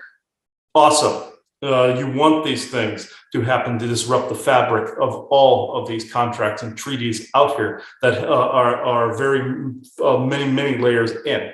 But yes, I do foresee a time where this is all opening, and it's already beginning. The fuse to the powder keg has already been lit. Okay. Now, what kind of products are common things that humans want to trade, that galactics would actively want? Anything from literature to music to artwork to styles. There's a lot of galactics in their personal homes that use human styles, like anywhere from Old Western to Southwest to Native to Viking to any of your earthly cultures, to African cultures. There's one group in particular out there that are the ancestors of some African groups, both from Sirius and other places, that also like the style of the tribal look, and they enact that out in the cosmos. And they've also taken some aspects of human styles and integrated into theirs, even though they presented the style to humans to begin with. The Mozen are the same way, where they've traded with the Antumbans, and they have a mixture between like the Cassiopean styles and also Asian Antumban. This is where you get the round World War One helmet style from. So, and then they integrated that into humanity. But aside from that, it would just be like any trade bazaar or trade community where people would just have a variety of trade items. There is a famous dogman group he calls the Canis. They're from Canis Major, just outside of Cirrus. They're in Cirrus. They're known for just basically, he likes to call them the used car salesman of the galaxy, which I find quite hilarious. They like to take little items like you see in different sci-fi shows where you have traders trying to peddle junk. It's kind of like that. We humans would not consider it junk down here because it's far more advanced. They take hand-me-down stuff and try to trade it to other, not necessarily less advanced races, but if somebody needs a part. It's very similar to the Jawas also in your Star Wars lore. Aside from those beings you were talking about that were trading frequency codes and frequency values, those are neutral traders that buy and sell the frequency codes to pretty much anybody, and they tag everybody and trade those codes to whomever wants them. That's pure capitalism at its finest. But there are other races that are like the Jawas, where it's just parts of ships and the like. So it runs the gambit of what could be traded and why and how. And when it comes to these communities that will kind of phase themselves out or put up a perception filter, those are coming down now. Yes. Yes, indeed they are. This is why also you see things in your culture like buildings appearing and disappearing. This is why you see in places, say there's a whole other section to a map that shouldn't have been there before. This is like, say, if the Isle of Artam came back into Nirn, essentially. Or onto Tamriel, it would be the same difference. You're starting to see this. Some people just attribute it to the Mandela effect and the folding of the timelines, which is happening, and the alterations of time. This is why some people appear and disappear. This is why obituaries show a person died and then they reappear. But in the other literal sense, it is because these places and these people are phasing back into the natural order of things. Okay, so it is something that is happening more and more now, and it's something we're going to have to keep our eyes open for, because you may phase in and there may now be a race that doesn't realize that they're phased in. Is that an issue? Sometimes it's that way. Sometimes the race is on top of an already existing city and would have to move theirs, which is possible, or they would have to stay in their altered phase state and just create a portal junction between the two. A good example of both would be New Ver next to Las Vegas. They have an opening within Las Vegas, and they also have back doors that are ancient back doors to another ancient city that was already there. They have a bubble that's outside of space-time a little bit, whereas if you went there in the morning, it would be evening there. It would be 5 o'clock if it were 9 p.m. here or 9 a.m. here, very much like how it would be from Arizona to London. It is very, very similar to this. There's several portal junctions that people can access this. And it is a type of conditioning portal, like he says, where it can either enhance toxins or it can balance you out as you go along, but you have to meet it halfway. Now, where it fuses into the city of Las Vegas is on the Strip. Sometimes somebody passing forward or passing through there will see a sign be there one time, and something disappearing, or as part of a structure there at one point, or a person, and then they're here and gone. It's a fusion of two worlds, and within a casino you know of as the Mirage, there is not only a link to the domes underneath the base, but there is a passage to that other layer. It's very much like in your Harry Potter series, where they would walk into a pillar and be into an alternate train station. Or it would be like they'd walk into a wall or a poster and be into another area completely that's partially overlapped. The leprechaun Brimble spoke about this in detail as well, whereas in London, his brother Brumard and an elven man tend to usher people in an elevator to another dimensional space. It's because there are two cities. London is another one where there's a fusion line between the two. So some things can overlap and reappear. If that reappeared, you'd see a much larger version of Vegas or London. It would have to be resituated and rebalanced to be able to show the entire breadth of it if it were refused, or if it were fused together again. But if they're separate, they could just merge back into this reality and they'd just be right next to them. All right. As for the idea of ancestral worship as a whole, would you admit that the foundings of very early spiritual beliefs are a view that our ancestors are also one with these gods, and that we're just viewing the divine races that had a hand in our lot in this planet are the ones that then became attributed to gods later? You are absolutely correct in that they are your ancient ancestries, even from different stars, different planets, and dimensions. And yes, they did gain, you would say, that ascendance over a period of time. Some became celestials, some became the very planets you see in your night sky. Some became, of course, corrupted by the clockmaker, artificial intelligence, and various other AIs, and Harvester and Orion as well. But yes, like Maya, they became their own celestials, or they became like what you would perceive as gods. But you both were correct in the beginning, whereas if there was an incarnated version, they just went back. They didn't exactly become that being. They just went back to the greater whole of the library. So you are dealing exactly with that, yes. All right. Thank you, Isaac. That is all of my questions for today. Yes, thank you. Thank you. This has actually been interesting. Even beings that come from a future timeline, such like myself, and can become part of the ancestry, are still, by the by, part of that same process. So the reason being is because you can perceive all time as one, even other universes, other timelines, but it still would almost be like a perception, like that person was from a future, that they would have another version there, but it's really just rejoining the whole. So I will end this here. Thank you. All right. Thank you, Isaac. Yeah, it was hard to connect to him at first, but yeah, he was in a hurry to drop off there for a minute because the energies are kind of wonky today. But yeah, him and his brothers, they said they came from what we would perceive like a future. But you could also judge that as actually just rejoining that greater library too, and having like him, Isaac, of course, is related to me. He looks like me with red hair, just like a narrower chin a little bit, and with blunted pointed ears.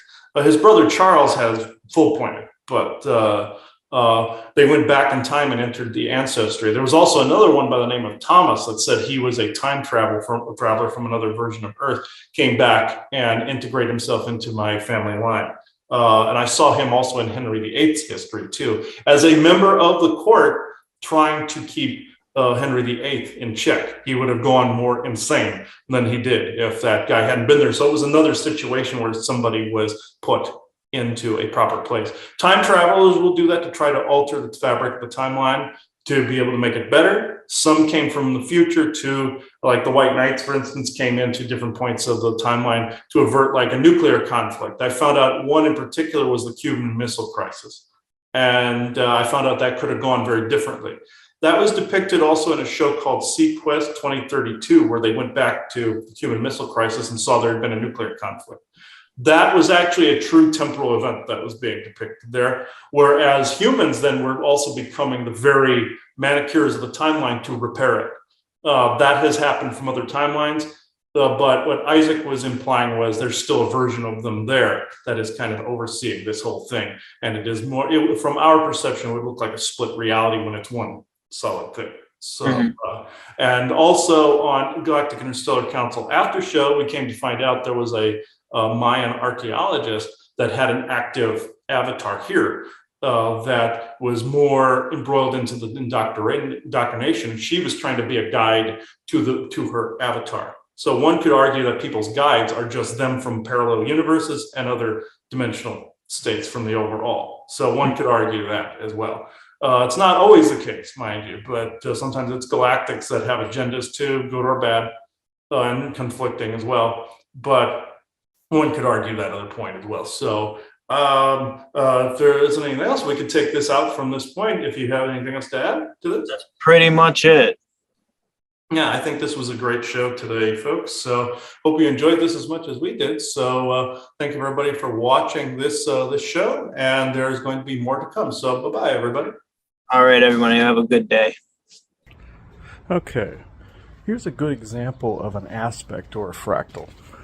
Heard me talk about the aspects of beings, like Jesus being an aspect of Enlil that was better, or that episode of Andromeda that I mentioned in a couple of our lifting episodes, where the one AI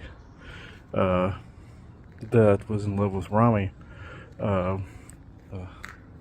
had changed, taken his avatar, and he was different. He was better than his original parts.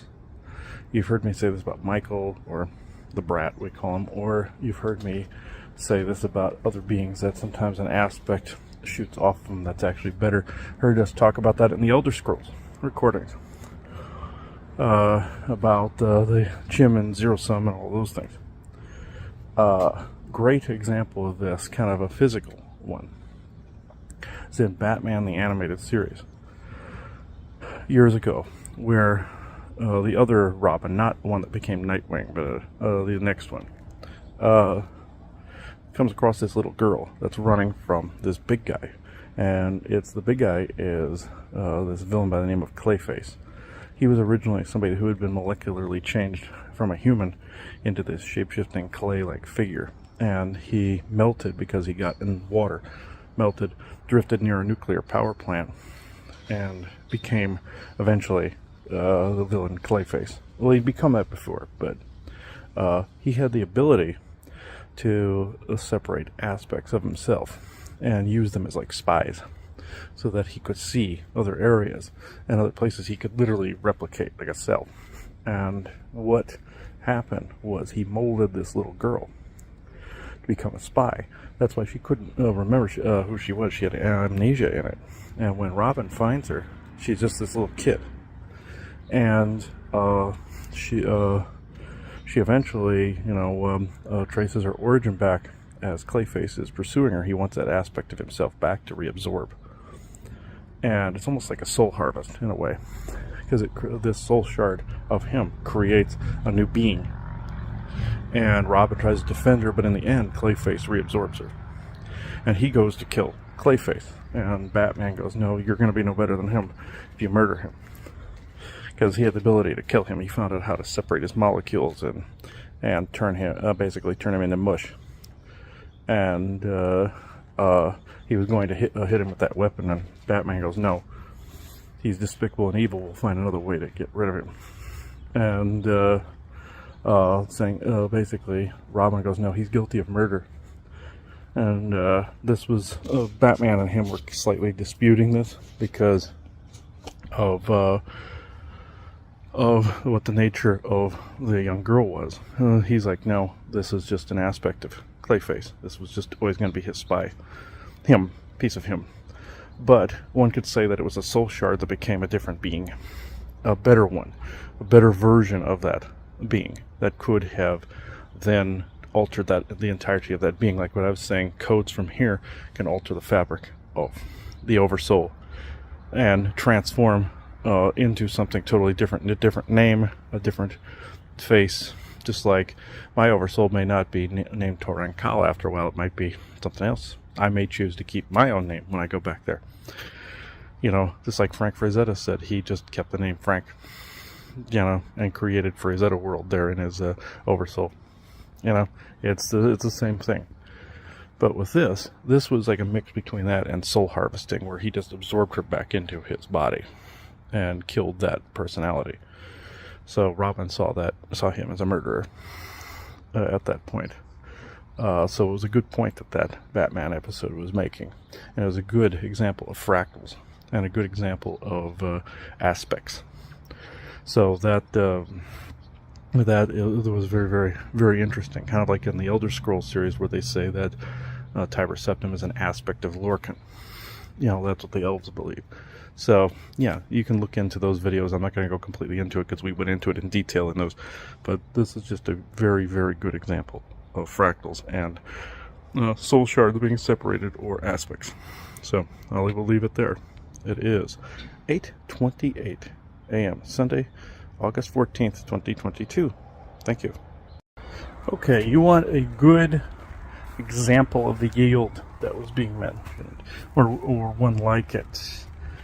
Star Trek, unfortunately. And I've said some of this in my Star Trek recordings, but I'll do a brief overview. Episode 6 of Strange New Worlds.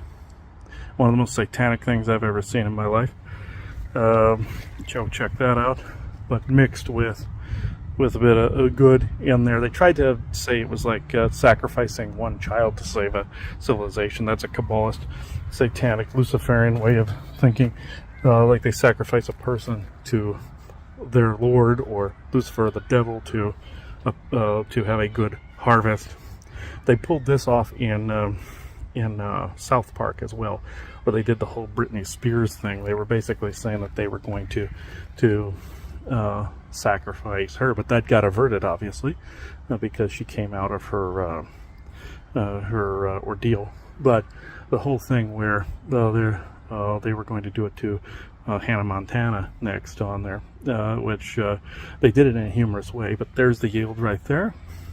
And also in Star Trek the Animated Series, where Lucifer is a good guy in that. And Captain Kirk even defends his right to exist because he's another species that was misunderstood. Yeah, many people believe that Lucifer was misunderstood just because there was a angel stomping on a giant that was a devil. That was Asgard being conquered. That was Earth's giants being stomped on, and eventually the flood. Enlil sent the flood to try to nail him. But one of several reasons actually.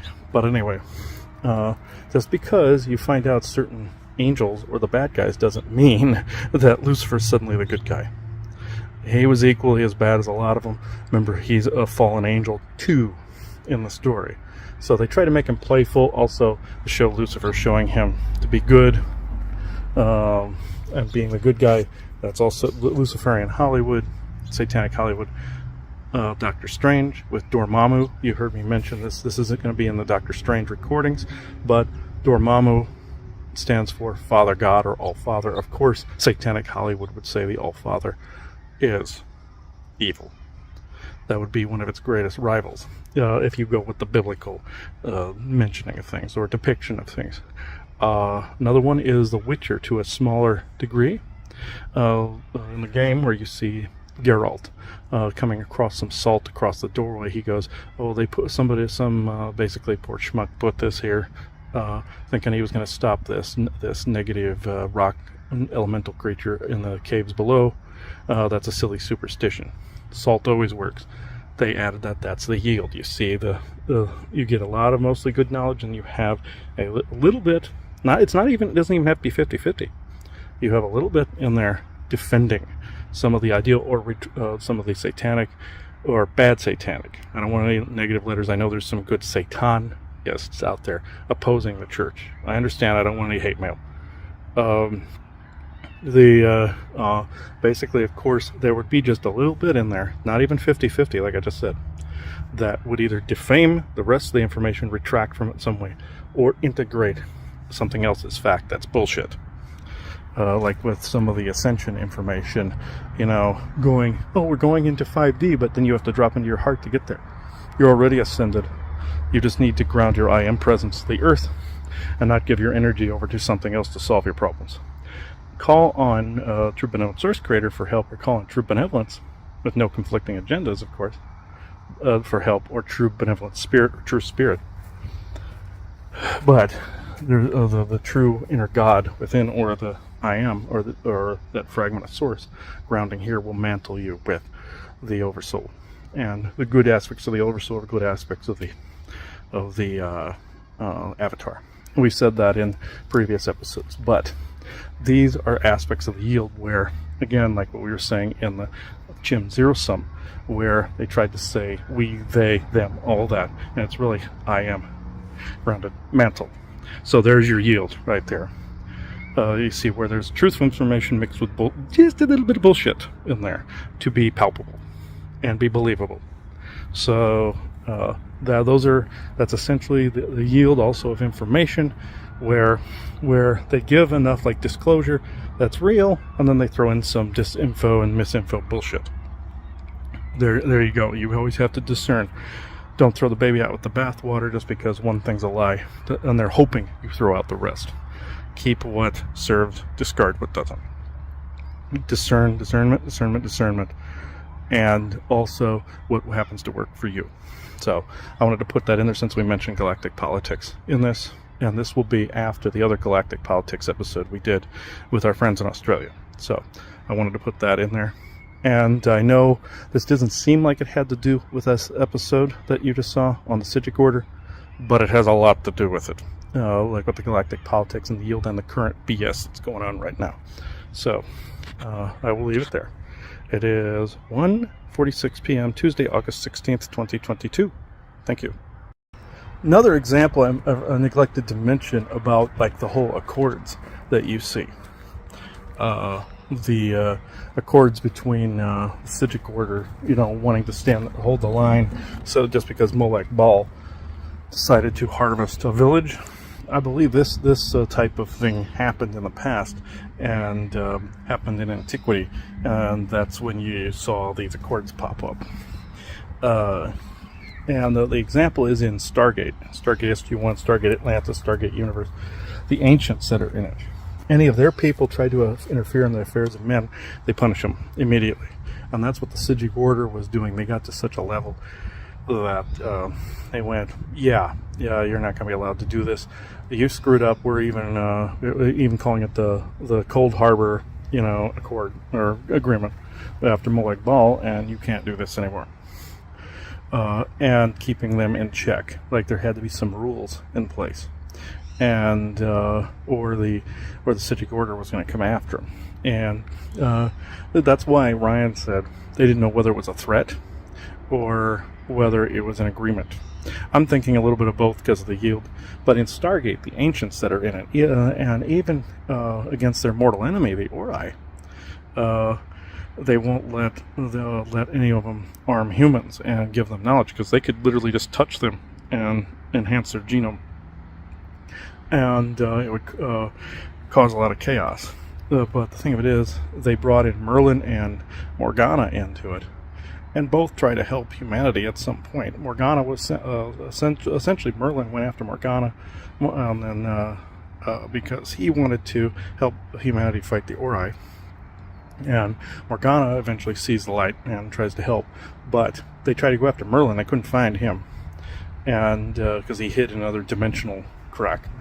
Morgana hid inside of a computer, and if you go to Stargate Atlantis, you're going to see this whole thing play out, where she tries to give little driplets of information, and any more than that, and they're noticed. That's how it is with the Galactic Federation rules. Any more of a little than a little drip at a time, and they're noticed. They can be here as long as they're not noticed. But again, those rules are lightening up a little bit.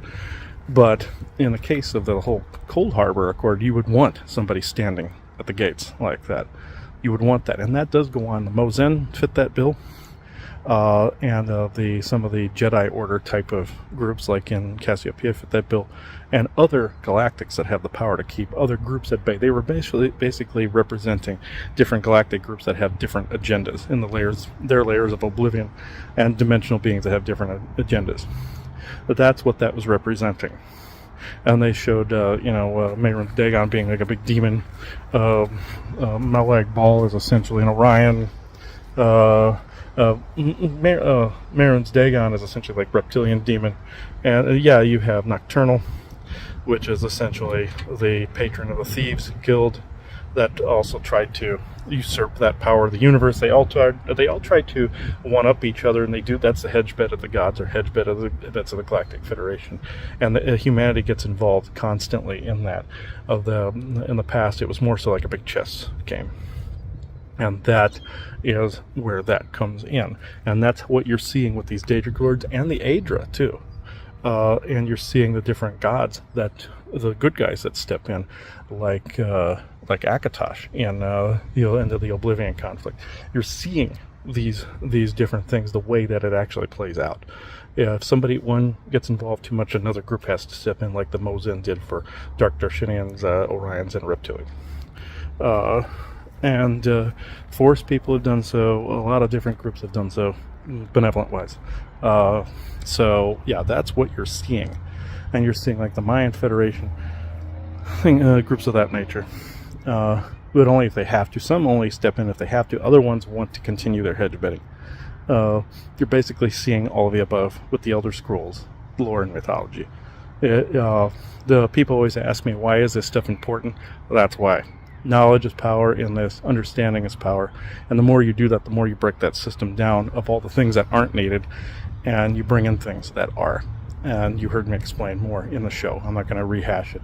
But by this time, again, you've heard the other episode we did on galactic politics as well. So with that said, I will leave you to it, but this is very important. That's where some of this disclosure is dropped, and it's very important that this be understood versus just some New Age gobbledygook. Metaphysical, good. New Age, not so much. And know that there is more to it out there than just light beings, demons, angels, any of that. It's a cluster, but it is worth understanding. So it's very worth understanding because your perspectives and perceptions change from that point forward. It's worth decoding all of this and encoding it in here and in here. So I will leave you to it. It is 2:03 p.m. Tuesday, August 16th, 2022. Thank you. Oh, also the point I'm trying to make is they have this, my God is better than your God, like they're trying to promote. Theirs is awesome. Getting you to follow that leader. And also try to, because they believe so wholeheartedly that the devil is really a thing, and that he's got them basically cornered dead to rights. But who's doing it is the Orions, essentially, where Lucifer came from.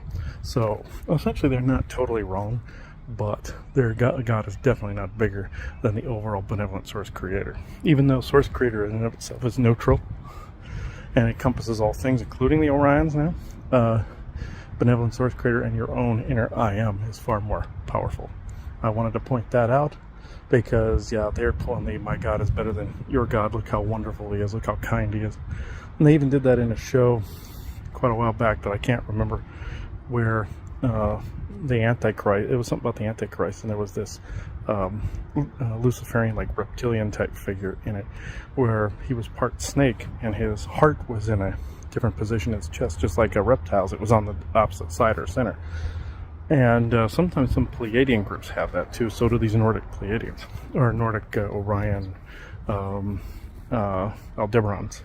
or Aldebaran Nordic Orions, however you want to say it.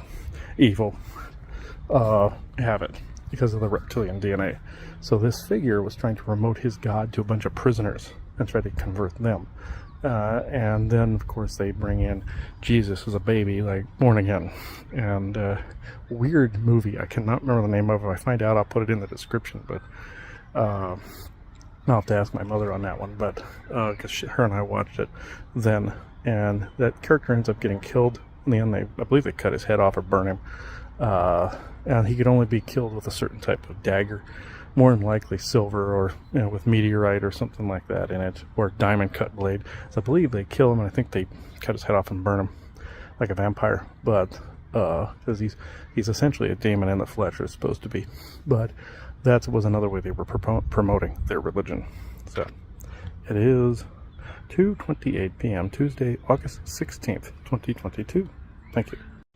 Another point that was missed during our discussion was, I want to explain a few things, where he was talking about how the ancestry, how the Psijic order believed that some of the people that passed on in the ancestry became those Daedric lords, and Daedra. And there's a truth to that. But the main point is that in death, they became stronger. They could turn into whatever in their afterlife. That's true. Like basically what you hear Obi-Wan Kenobi say to Vader, and you strike me down, I will become more powerful than you can ever imagine. That's true. Even though you should ground your I am presence here and gain the kind of power here, this is why some people, they just don't kill. The bad guys out there just don't kill. Because they know that outside of the system completely, they could come in and cream them.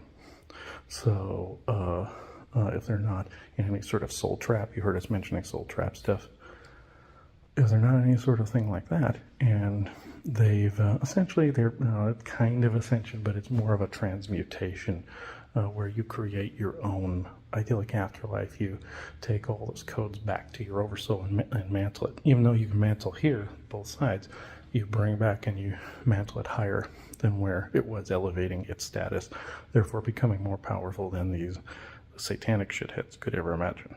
So you can become powerful here, but the point that was being made was you can do it there as well. This is why some people, they just don't kill. In my SSP time, I could do whatever to them.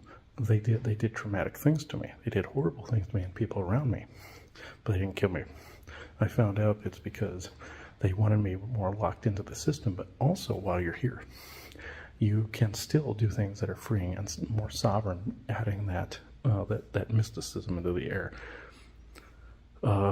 Unseen forces, unseen consequences, unseen things that they cannot alter, no matter how hard they try.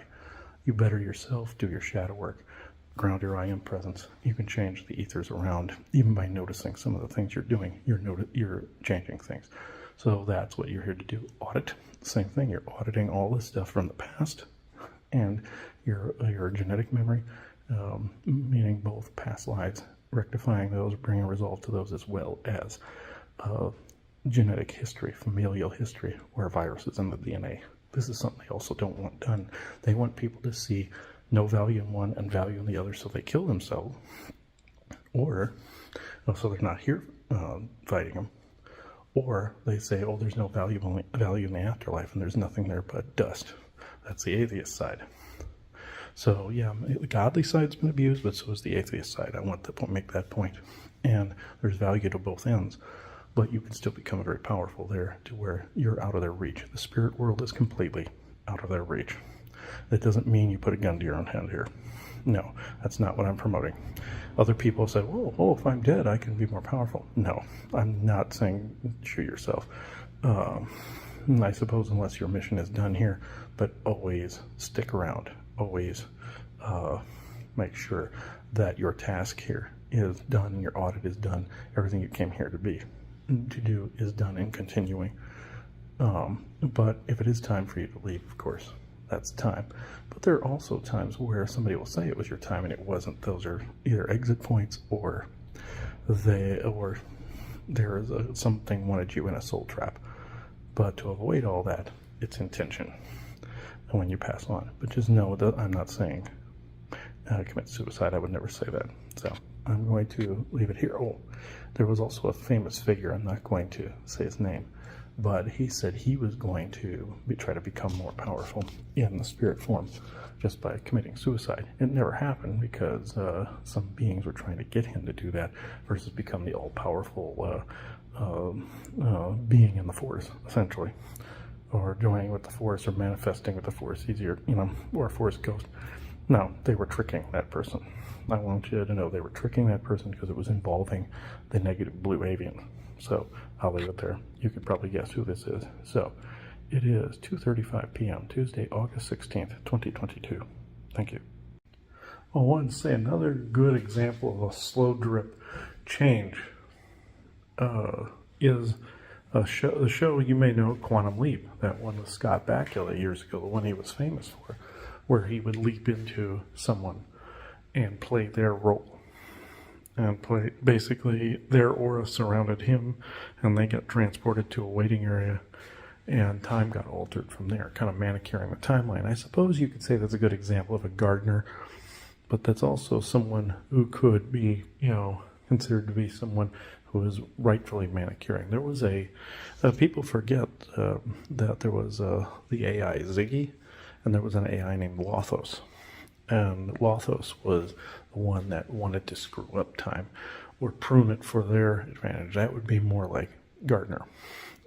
So the reason I bring this up is because some people play the roles of other people, can wear their hologram and can go around as them. There's synthetics that play the role like how Lothos played it in Quantum Leap, like current political figures playing the for and against each other, or it could be local, it could be anything, like from that MacGyver episode I told you about, where he found out those Nazis were placed in key position cops, judges, politicians.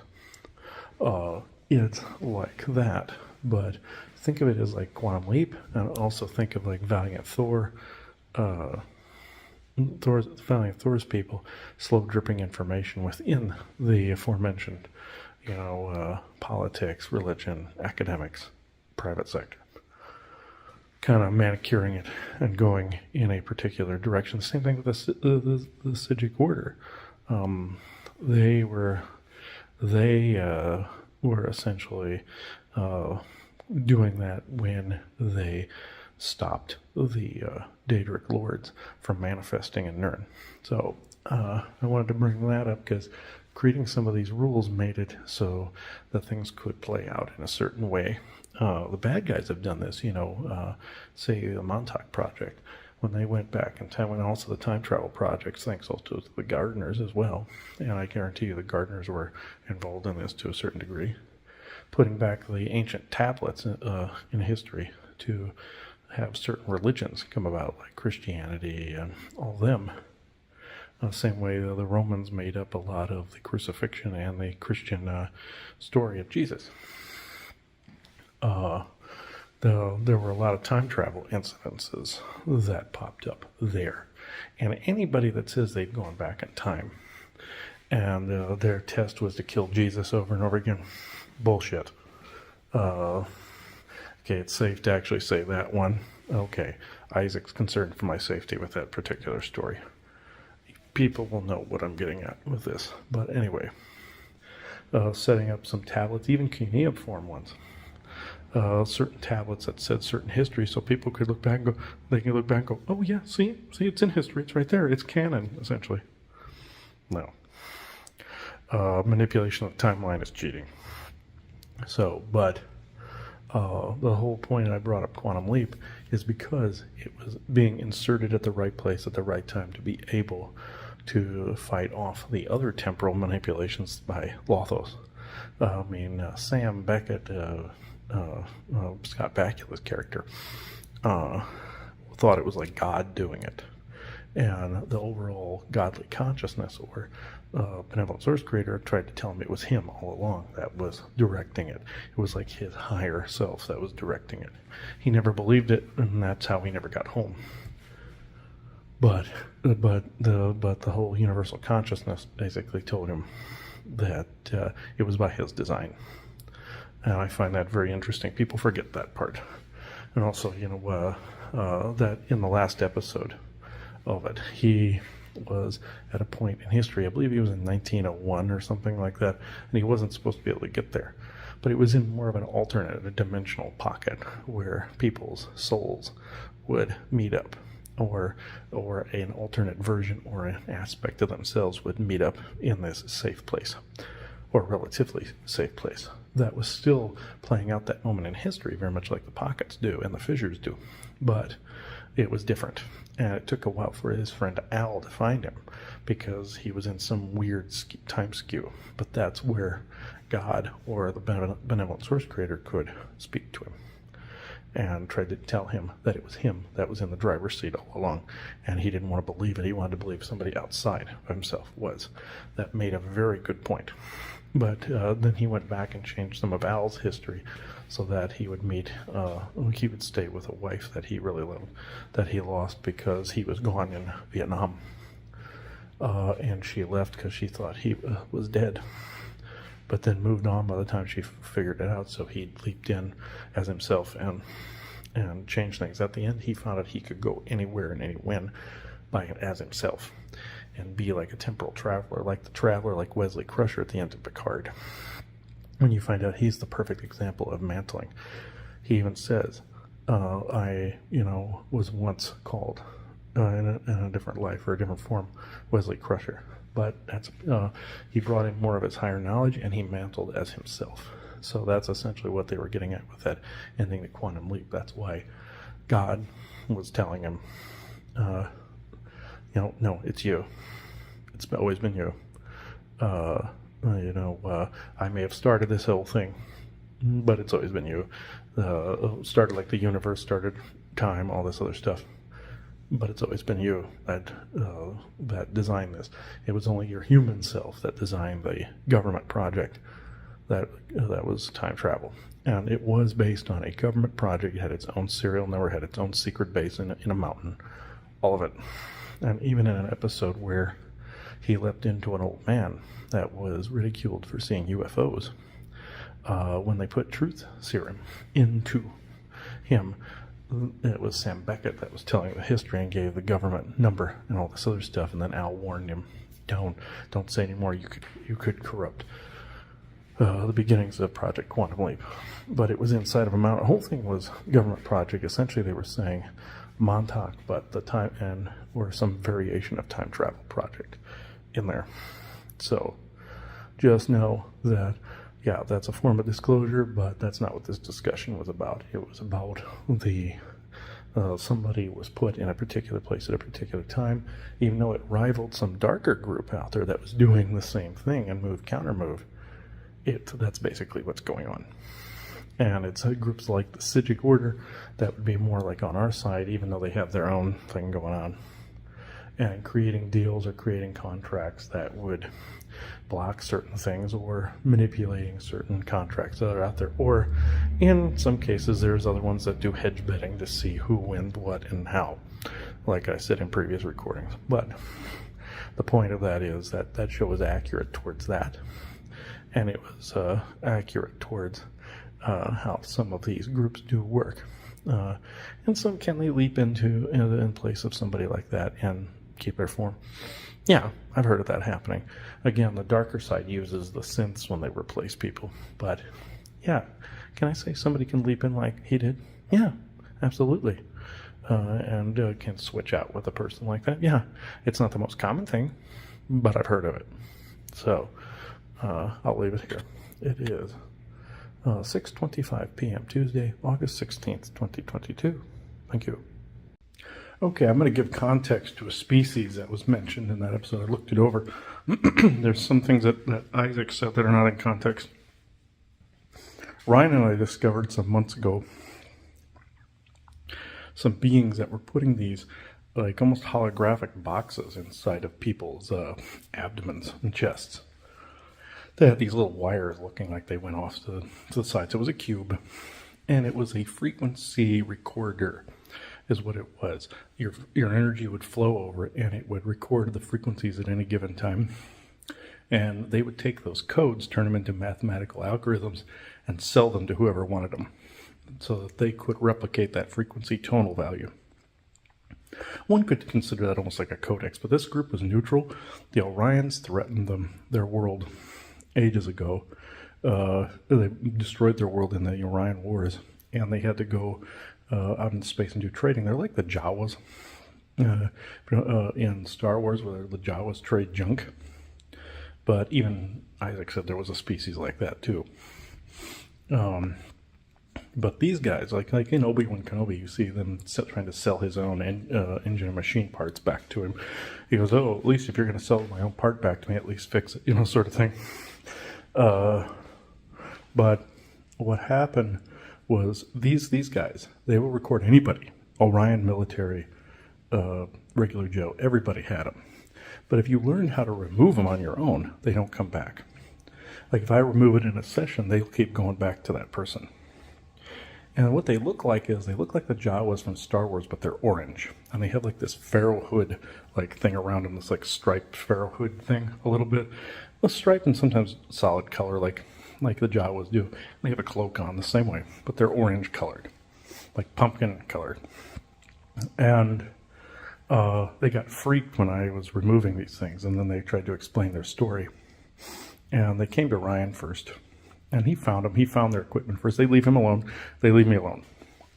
If the rule is if a human discovers it, it's very much like the rules of a human sees a galactic. They have to run. A human discovers these things and is able to remove it. They're not allowed to put another one in. They're not allowed to put another one in after that. So look for these if you're capable of looking to energy cores. Look into a very narrow frequency where these little cube-like things are. It is not a natural part of the energy core, no matter what your telepathy is telling you. Trust your intuition, not what a guide is telling you. Trust the intuition and remove it. It's a form of implant. If this guide is trying to get you to keep it in there, they're not a guide. They're just somebody interested in those tonal frequency records and those frequency value records. So please remove them when you see them, and all will be well. These guys can't hurt you. They're just annoying. So like it's like, again, the Jawas on Star Wars, they pick up all the junk and they try to sell it back to people and everything. Essentially the same premise, but for frequency code values. So, and tonal values, and energetic frequency values. So, I figured I would add context there. It is 11:57 a.m., Wednesday, August 17th, 2022. Thank you. Okay, this is more in the Elder Scrolls pile. This has to do with another episode we did about aspects. This would have been falling under the zero-sum episode in the Kim. The aspects of different beings, where they also said, say Tiber Septim, for instance, was supposed to be an aspect of Lorcan, which is an aspect of much larger being of change. With that, of course, trickery, like Loki, would bring about change by revealing that type of trickery. I suppose you could call it that. But also, the elves thinking that Tiber Septim or Talos was a type of an aspect of Lorcan, which is essentially the dreamer in this whole thing. They think the dreamer is Lorcan. It's like that with Michael. Or the Brat, we call him. I shouldn't really say his name. I suppose I'll just use the Brat. Or if I come up with a different nickname. Joanna came up with that one, by the way. When I saw in this one session where the two were fused, one could mistake one being the aspect of the other if there was a fusion, and you can't fuse two beings like that. So there was a seer out there that said that Lucifer and Michael were the same being. That was incorrect. Just Loki and him and Thor were essentially fused at the hip. Loki, Lucifer, aspect of Enlil, and Jesus was an aspect of Loki. So it was Jesus that was the aspect, not Michael, but they got fused. I wanted to make that clear from what I'd said before. And so that's why both of them had to go to the void. Now, the Jesus aspect, I don't know if he went to the void. All of Enlil did. And all of Michael, Loki, did, because it was all fused. One could say that they were one being if they weren't looking closely enough. I wanted to put that out there. Somebody could say, oh, they were all one being. And it was also artificial intelligence and linked to Saturn that made them fused as well. It was their link to Saturn that did. And some people have argued, well, isn't Odin and Anu Saturn? No. I brought that up going, well, if he's father of Zeus, wouldn't that make him Kronos? Wouldn't that be Saturn, like Father Time?